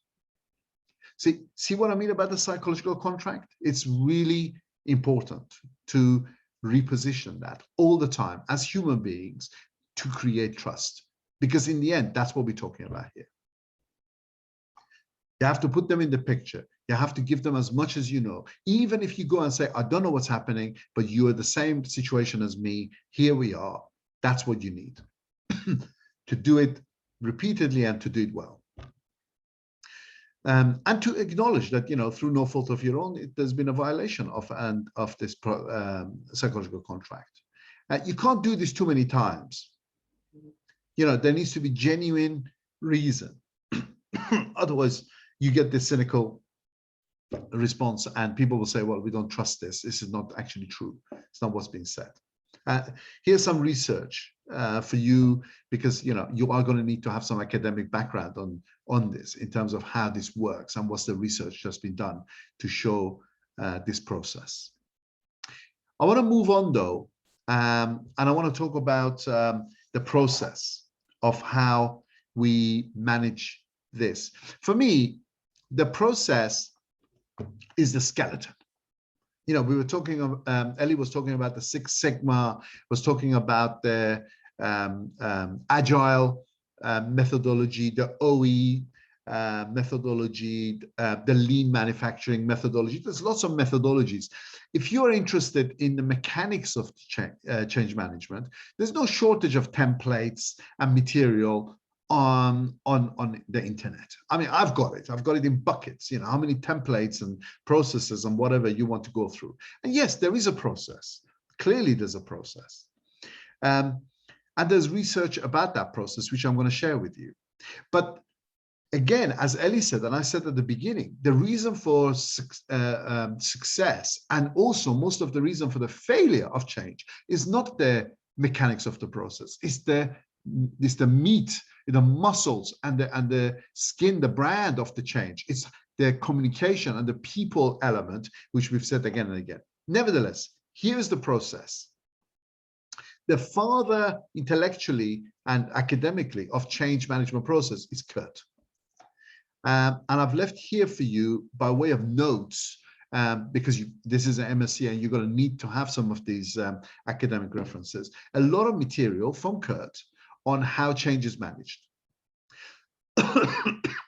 He would often talk about this force field analysis, which is what I do all the time. It's a real tool. And you look at a particular thing that's happening and you say, what are the driving forces that are helping it along? What are the resistance forces? And for those resistance forces, you come up with why is that happening? You know, a causal, which is another diagram, which is a fishbone diagram, which is here's what are the restraining forces or driving forces, what are the things that are driving it, what are the main reasons for it, and then you come up with a strategy to deal with them and contingency on dealing with them. And these are real tools that we use in the management of these change processes going forward. which allows you to really drive actions that individuals and groups can learn and reflect on and take forward as the need progresses.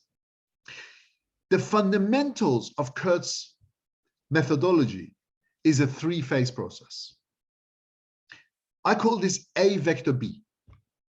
A is the current state, and it's unfreezing the current state. It's saying, okay, what we did before, we cannot carry on doing. Doing nothing is no longer an option. We have to move from A. B is where are we moving to that we're going to refreeze, and this is how we're going to be in the future.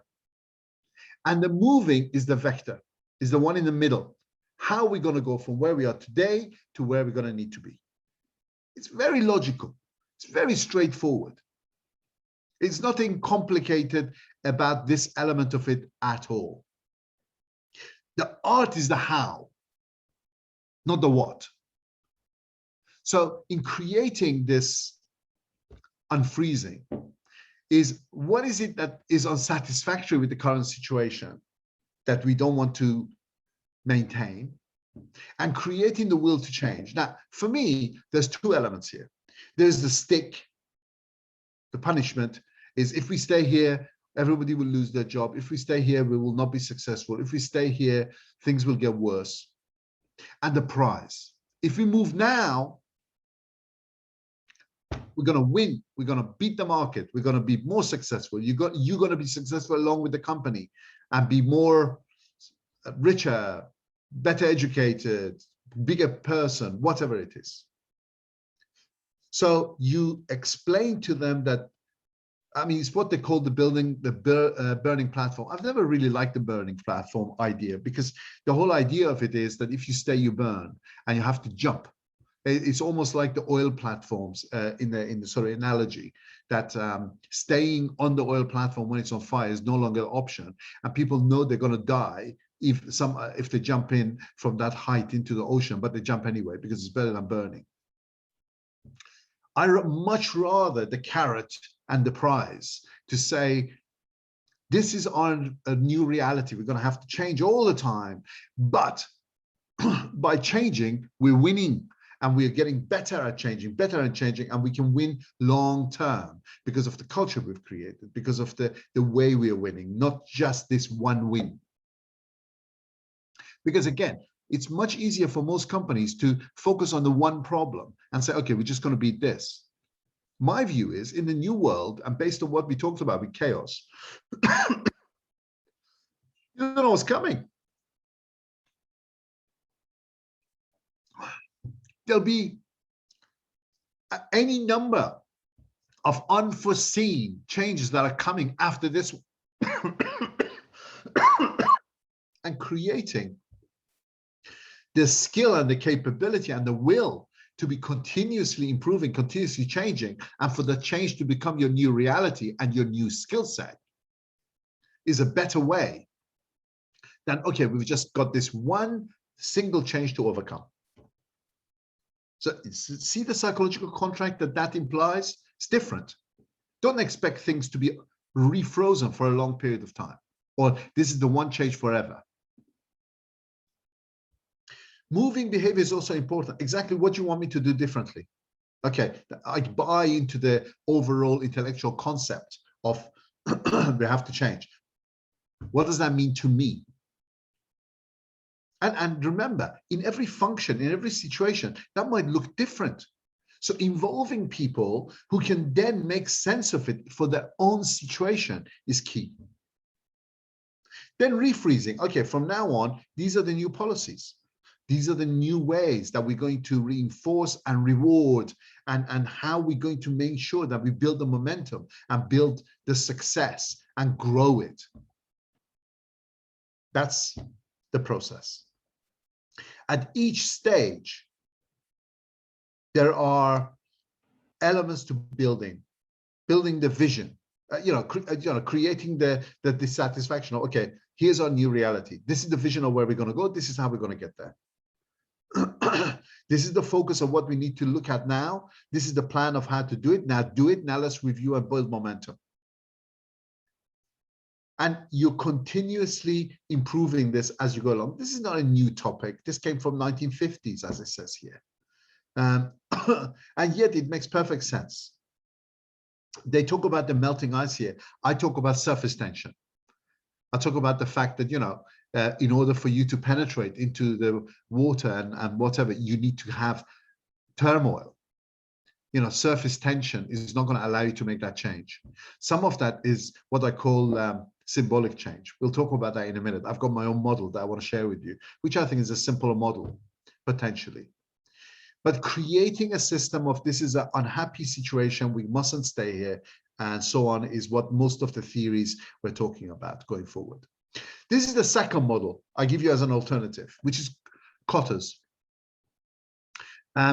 Again, logical. It makes perfect sense.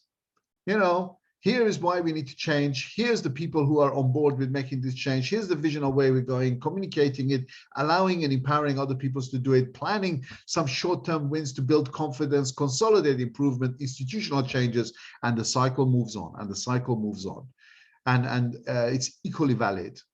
And these are his 8 steps in how you do that, which are very similar. Most of the stuff in management theory, I find, I don't know if you agree with this, is regurgitation of the same truth with different branding and how you build that. So I've put them here for you because these are things that maybe of our interest are academically there in how you make it happen. This is the change agent skills, current state, future state, action plan, how you do it, etc., which is yet another theory that we're going through, and more theory and more versions. If you're interested, there is no shortage of material on this topic. But I wanted to really talk to you about my version. This is a model that I developed when I was embedded with McKinsey. Many years ago, I think I'm right in saying in 2008, I was in group marketing in Vodafone, and group marketing had become really big.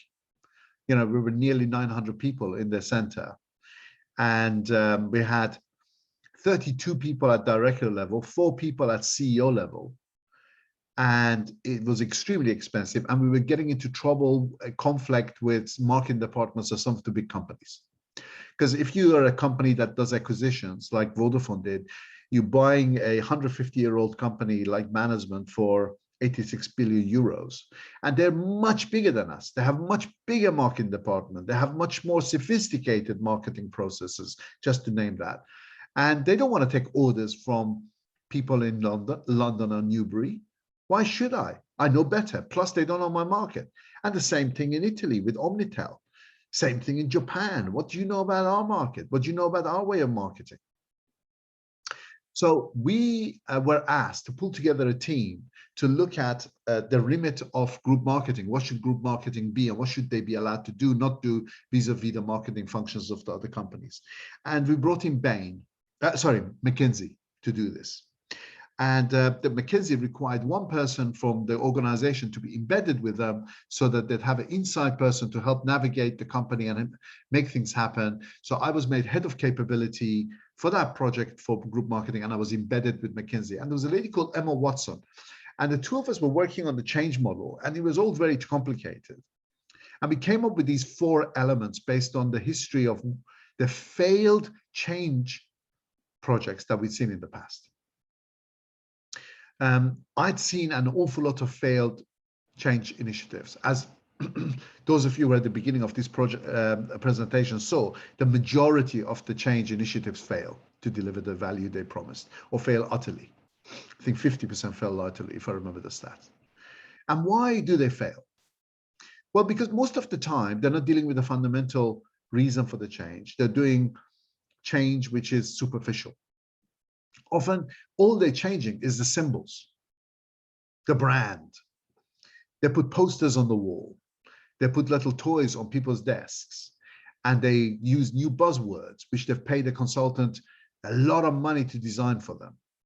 But actually the fundamentals are not changed. Or they do a huge communication campaign, road shows, parties, all kinds of things.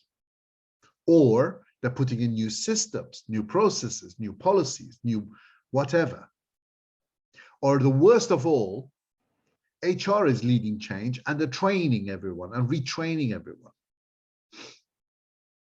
None of those changes work because they're not coherent. They're not aligned together. What Emma and I discovered was that you need all 4 elements to be in place for change to be effective. Now, this, by the way, was originally, I mean, what we came up with is a classic British Anglo-Saxon way, is a 2x2 box of 4 things. But I don't like the square boxes. I like the circle.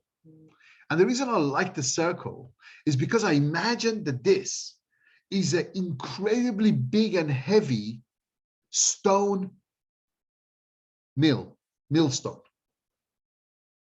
And that what you really want is for it to start moving and moving and moving faster and faster and faster till it's unstoppable. And then you have the breakthrough, where every element of this wheel is the building of momentum you need for the change to really become the new reality.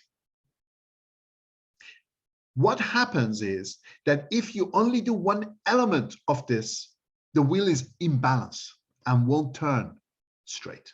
It wobbles and the change will go off because the wheel cannot go in the right direction. So you're going to need to make sure that you do the things necessary in role modeling and building symbols of change that make people believe that this change is real, that this change is here to stay, that they have to get on board with it.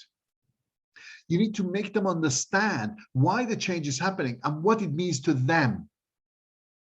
You need to make sure that all the systems for their roles, for policies, for their assessment, for reward are reinforcing the change that you want to make. And then, only then, you're giving them the tools, the capability, the learning, and the training to make the change once you've built the will for change. Now, like any other wheel, for the wheel to be able to turn and almost turn automatically because everyone's involved, everyone's that got their hand on the wheel and pushing it because they all understand what it means and how it needs to move. You need the axle in the middle to be completely stable and unmoving. That means the starting point is the clarity. Where are we now and where are we moving to and why? The clarity on the direction in the middle is essential. If you haven't got that, you can't have the rest. But once you've got that, and you've got the right leadership with the right emotional content as the oil to help the wheel turn, then it's okay. As the momentum builds, more and more people put their hands on the stone wheel and start pushing. And more people are making it go faster and faster, and they're making it go faster in their own locations. I have used this model on every change I've made since, and it works. And it's simple. And you ask yourself, have I started from understanding where I am today, that everyone understands where we are today and why we need to move and where we're moving to? Yes? Okay. Have we done everything right to make sure that we've got people coming on board to manage this change? And then are the solutions we're putting in place as the way to move from A to B hit the right symbols, created the right communication understanding, realigned all the processes to make sure that all of those are reinforcing the change we want? Have we enabled people so that when they want to change, they have the tools, the know-how, how to change? Very, very simple model. And trust me, it works. Any questions on that?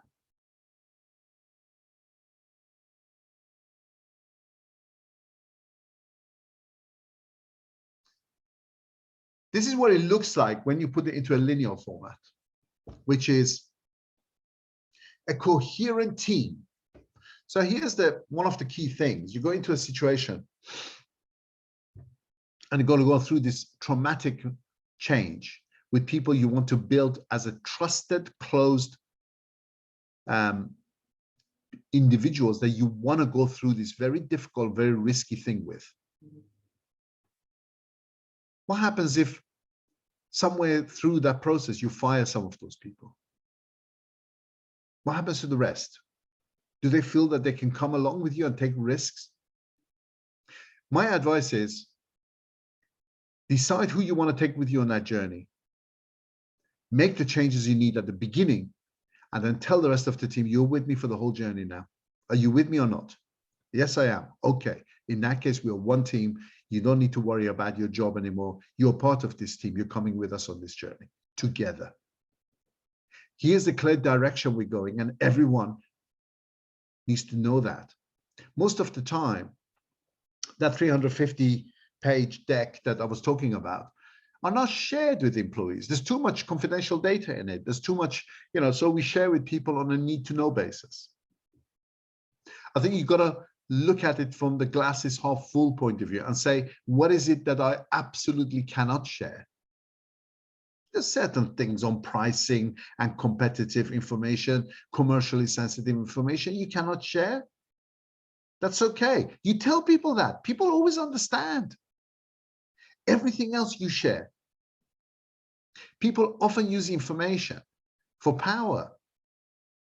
Information gives people a feeling that I can trust this situation. I know where I am and I know where I'm going, and here's the data. It's really, really important. It's like moving through change with your eyes closed, or moving through the change with people whose eyes are all open.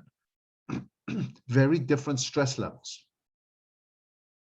Very good program of project management.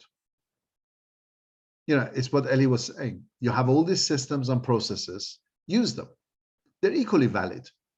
Whether it's Six Sigma, lean manufacturing, agile manufacturing, whatever. And good project management, everyone understanding what they need to deliver, when they need to deliver, what the KPIs for the success are.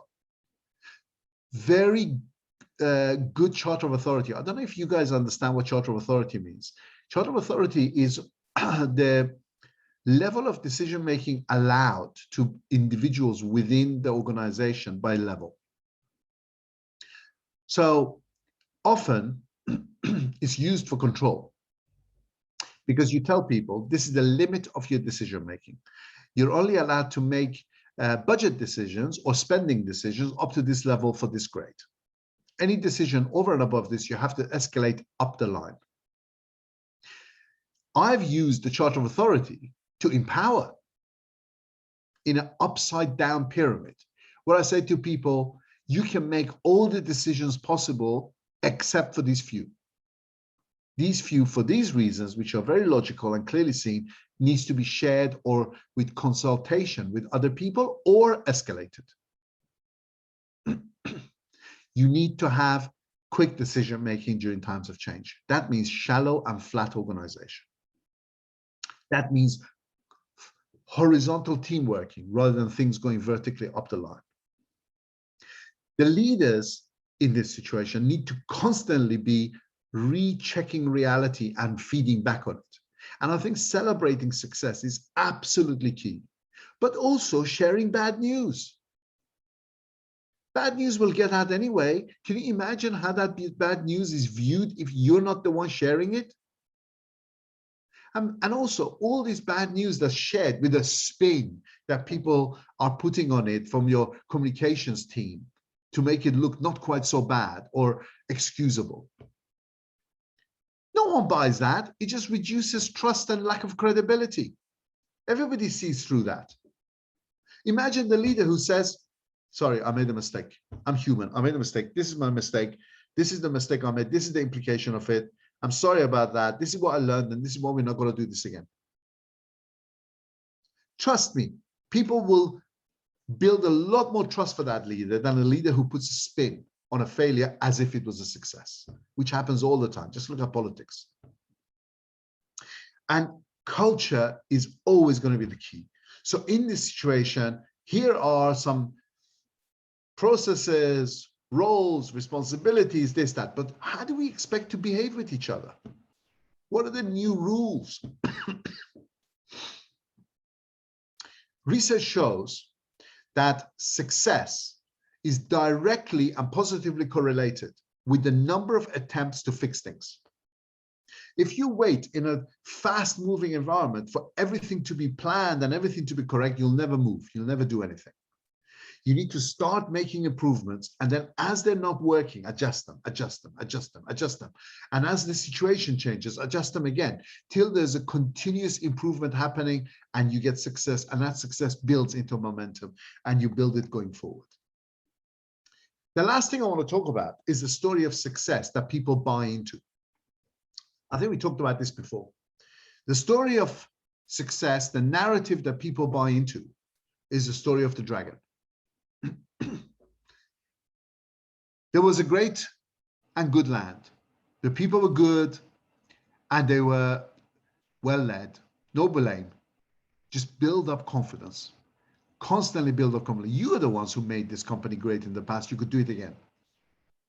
Through no fault of your own, because that's reality of the world, something's changed. A dragon has come. The dragon is new technology, new competition, new regulation, whatever. Something's happens that's changed, and we're no longer able to stay where we are and do what we always done. However, here is the bright vision of what success looks like in the future. And the success isn't unbelievable too far, but it's just the next phase. So it's believable, it's achievable, it's tangible. So now I need you to build defenses, to build weapons so we could kill this dragon. And once we've killed this dragon, not only would they have killed this dragon, we would have learned how to kill dragons. And our future is going to be more secure and better, and you're going to be with us in that future. And you go through that process of storytelling in a sequential way. There's a lot of research on how to tell stories. It always has a beginning, where we are now, what's going on, the middle, what we got to do, whatever, and the end. This is what it'll look like when it's ended, and everything will be brilliant, and you'll be successful, and we'll be successful, and we would be so proud of the journey we made together. It's the hero's journey that we talked about in one of the previous sessions. There, in fact, you can see there's a whole bunch of repeats of this,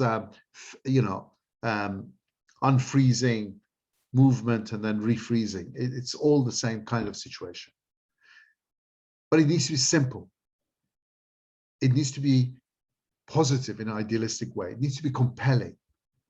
It's more important for it to be emotional, inspirational picture rather than a cold plan. And it needs to be relevant to the individuals. What's in it for them? It's challenging, it's going to be difficult, but it's realistic. And this is how it builds into the long term.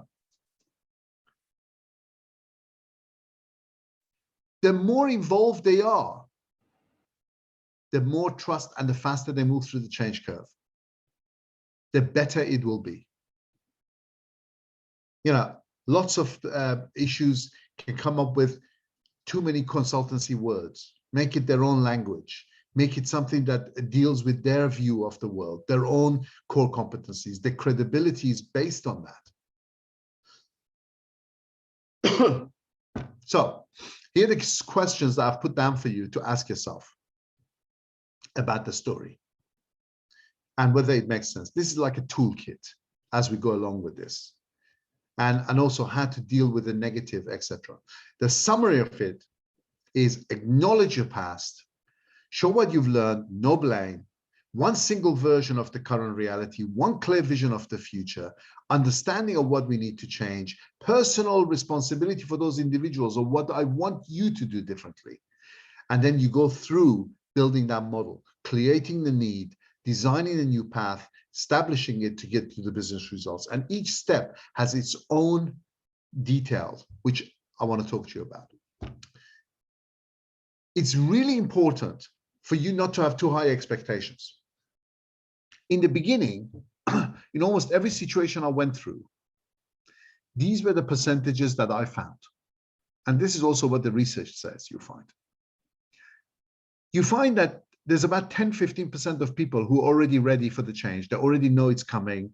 They were just waiting for you, waiting for the organization, waiting for the leader to get going, and they're already going to be championing it. And these are often the same people, no matter what. They're just genuinely positive people who are always willing to roll up their sleeves and have a go. In some terrible organizations I've been in, the whole organization was being run by these 10%. And those 10%ers, as I call them, are the ones that do 90% of the value in the organization. You then have some really influential people who are what I call the loose cannons. These are individuals who have their own version of the future, who have their own version of the current reality, but they have power and they have the influence, and therefore they're going off and doing things. They're telling their own story. They're telling an alternative story to what the leader is telling, and they're the loose cannons. And there's 10-15% of the people who are not really there for the journey, who are not even right for the future of the organization. The organization has outgrown them. Maybe they're no longer even engaged. They're just left over because they had nothing else to do. My personal learning for myself of what I've done wrong in the past is I've not given enough attention about exiting these people before I changed the business, before I started the journey. You got to find these people and you got to exit them respectfully, nicely, because that's going to be important to the remainers. But nevertheless, they cannot be in the organization. They will actively work to wreck whatever you try to do. And then don't expect all the people to follow you. 70, maybe 80% of the people would be bystanders. They'll be sitting back saying, impress me. Prove to me that this time you mean business. Prove to me that this time you know what you're doing. Prove to me that the change is going to be successful, then I will join.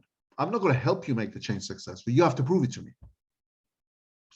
They're the 55 to 80% even that we're talking about there. It's really important to you, for you to understand that most of the people I'm talking about here are not in the formal structure. There could be anyone. There could be your regulators. There could be your suppliers. There could be your competition, investors. Because what you want is to pull the energy of everyone who can affect your change and align them together so they help you move towards your new strategy and your vision. The people inside the arrow are just the people inside the organization. You need to have in place strategies for how you use the power and the positive impact of everyone else within your whole system to help you. These are stakeholders. The word stakeholder means they care whether you're successful or not because they have a win somewhere or a failure, and they can influence it. And as individuals, they can each be looking at various different ways, directions. And your role as the leader of the change is to bring them all together, focus their energy on the success, get them to help you move that wheel. And most of the time, the people who are really influential are not the formal people in the line. This is from Deloitte, looking at where the information sits, where the knowledge breakers are, where there are some key individuals, the central node, as it says here, that are a part of the center of networks. Remember what I said about Corridor FM? This is what you need to be aware of. I normally look for those influential people. I mean, in some companies, there would be union leaders, for example. This is from Heinrich and Strugels, where you're looking at where is the center of this network? And often you get people who are very negative. And if you bring them and involve them in your team, you involve them in the change, they turn and they become one of your people. And those are the most powerful people to have on your corner. The people who used to be negative, and everyone knew they were negative, who are now positive, who are really influential, informally. You make them champions. You make them champions for the change. You make them the face of the change. You present them, not the senior executives. And there is a very structured way. There's toolkits in here for you. Here are the stakeholders. What is it they want? What's their value? What's their attitude? What's their influence? High, medium, or low. And then putting them in these boxes. And for each one, you have a strategy. How you involve people in box 1 and get them. How you lobby box 2. How you deal with the concerns of box 3. How you do nothing with box 4 except stay polite and keep them in the distance. Right? So you give yourself a structure for how to do these things, which I've been talking about, by putting them down. The hard templates are not going to do it for you. It's the connection, it's the leadership, the emotion that's going to drive it for you. But the templates are useful as a starting point. And, you know, I've left other things in here for you to mull through in terms of how you take things going forward, how you deal with difficult challenges, how you deal with the difficult conversations, etc. And that's where I wanted to stop. Change, just to summarize, is inevitable. And the type of change that's chaotic, that you cannot predict, is going to become our future reality, whether we like it or not. The way we've led people in that situation is not going to work in the future. We are going to need to be inclusive, active change leaders. And not just the change that is one-off, but creating organizations that can manage change permanently, no matter what the change is that we cannot predict at the moment. It is a core capability, which is why it's a separate session in this module. And if you can't do this right, I cannot see how you'd be a great global leader. Next week, we're talking about responsible leadership. We're going to be talking about sustainability, diversity, well-being, authenticity of leaders. And we got a couple of different groups joining us. We've got Stephanie joining us, who leads a consultancy company that advises companies on this topic, on responsible leadership. We also have the ethics team from the University of Leeds, our university, joining us to talk about the ethics of leadership. I also have a case study for you to read, which I've put onto Minerva now, and we're going to have that case study as part of the session next week. So please read the case study if you don't read anything else. And that's it. Any questions? Anything else that we need to talk about? Because we've got 2 minutes, I think, left in the session. Amazing how we always almost hit 3 hours exactly, give and take, considering the amount of material we cover. Any questions, anything? Everyone okay?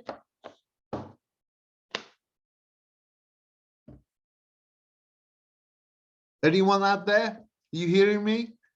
Oh, I'm just checking in case Zoom is frozen.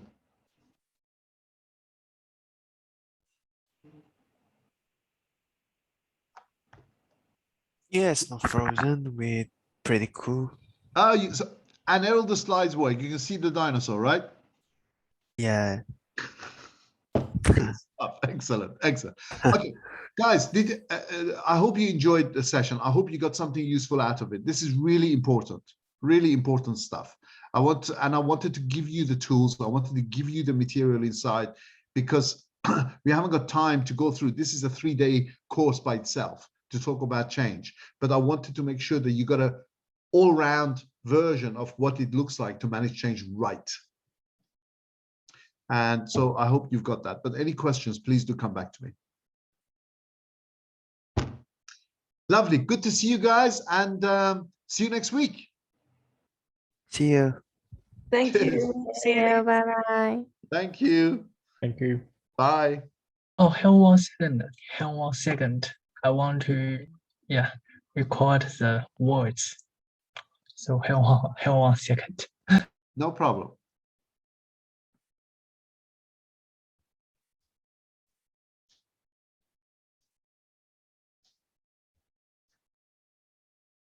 You'll have the recording of this on Minerva anyway.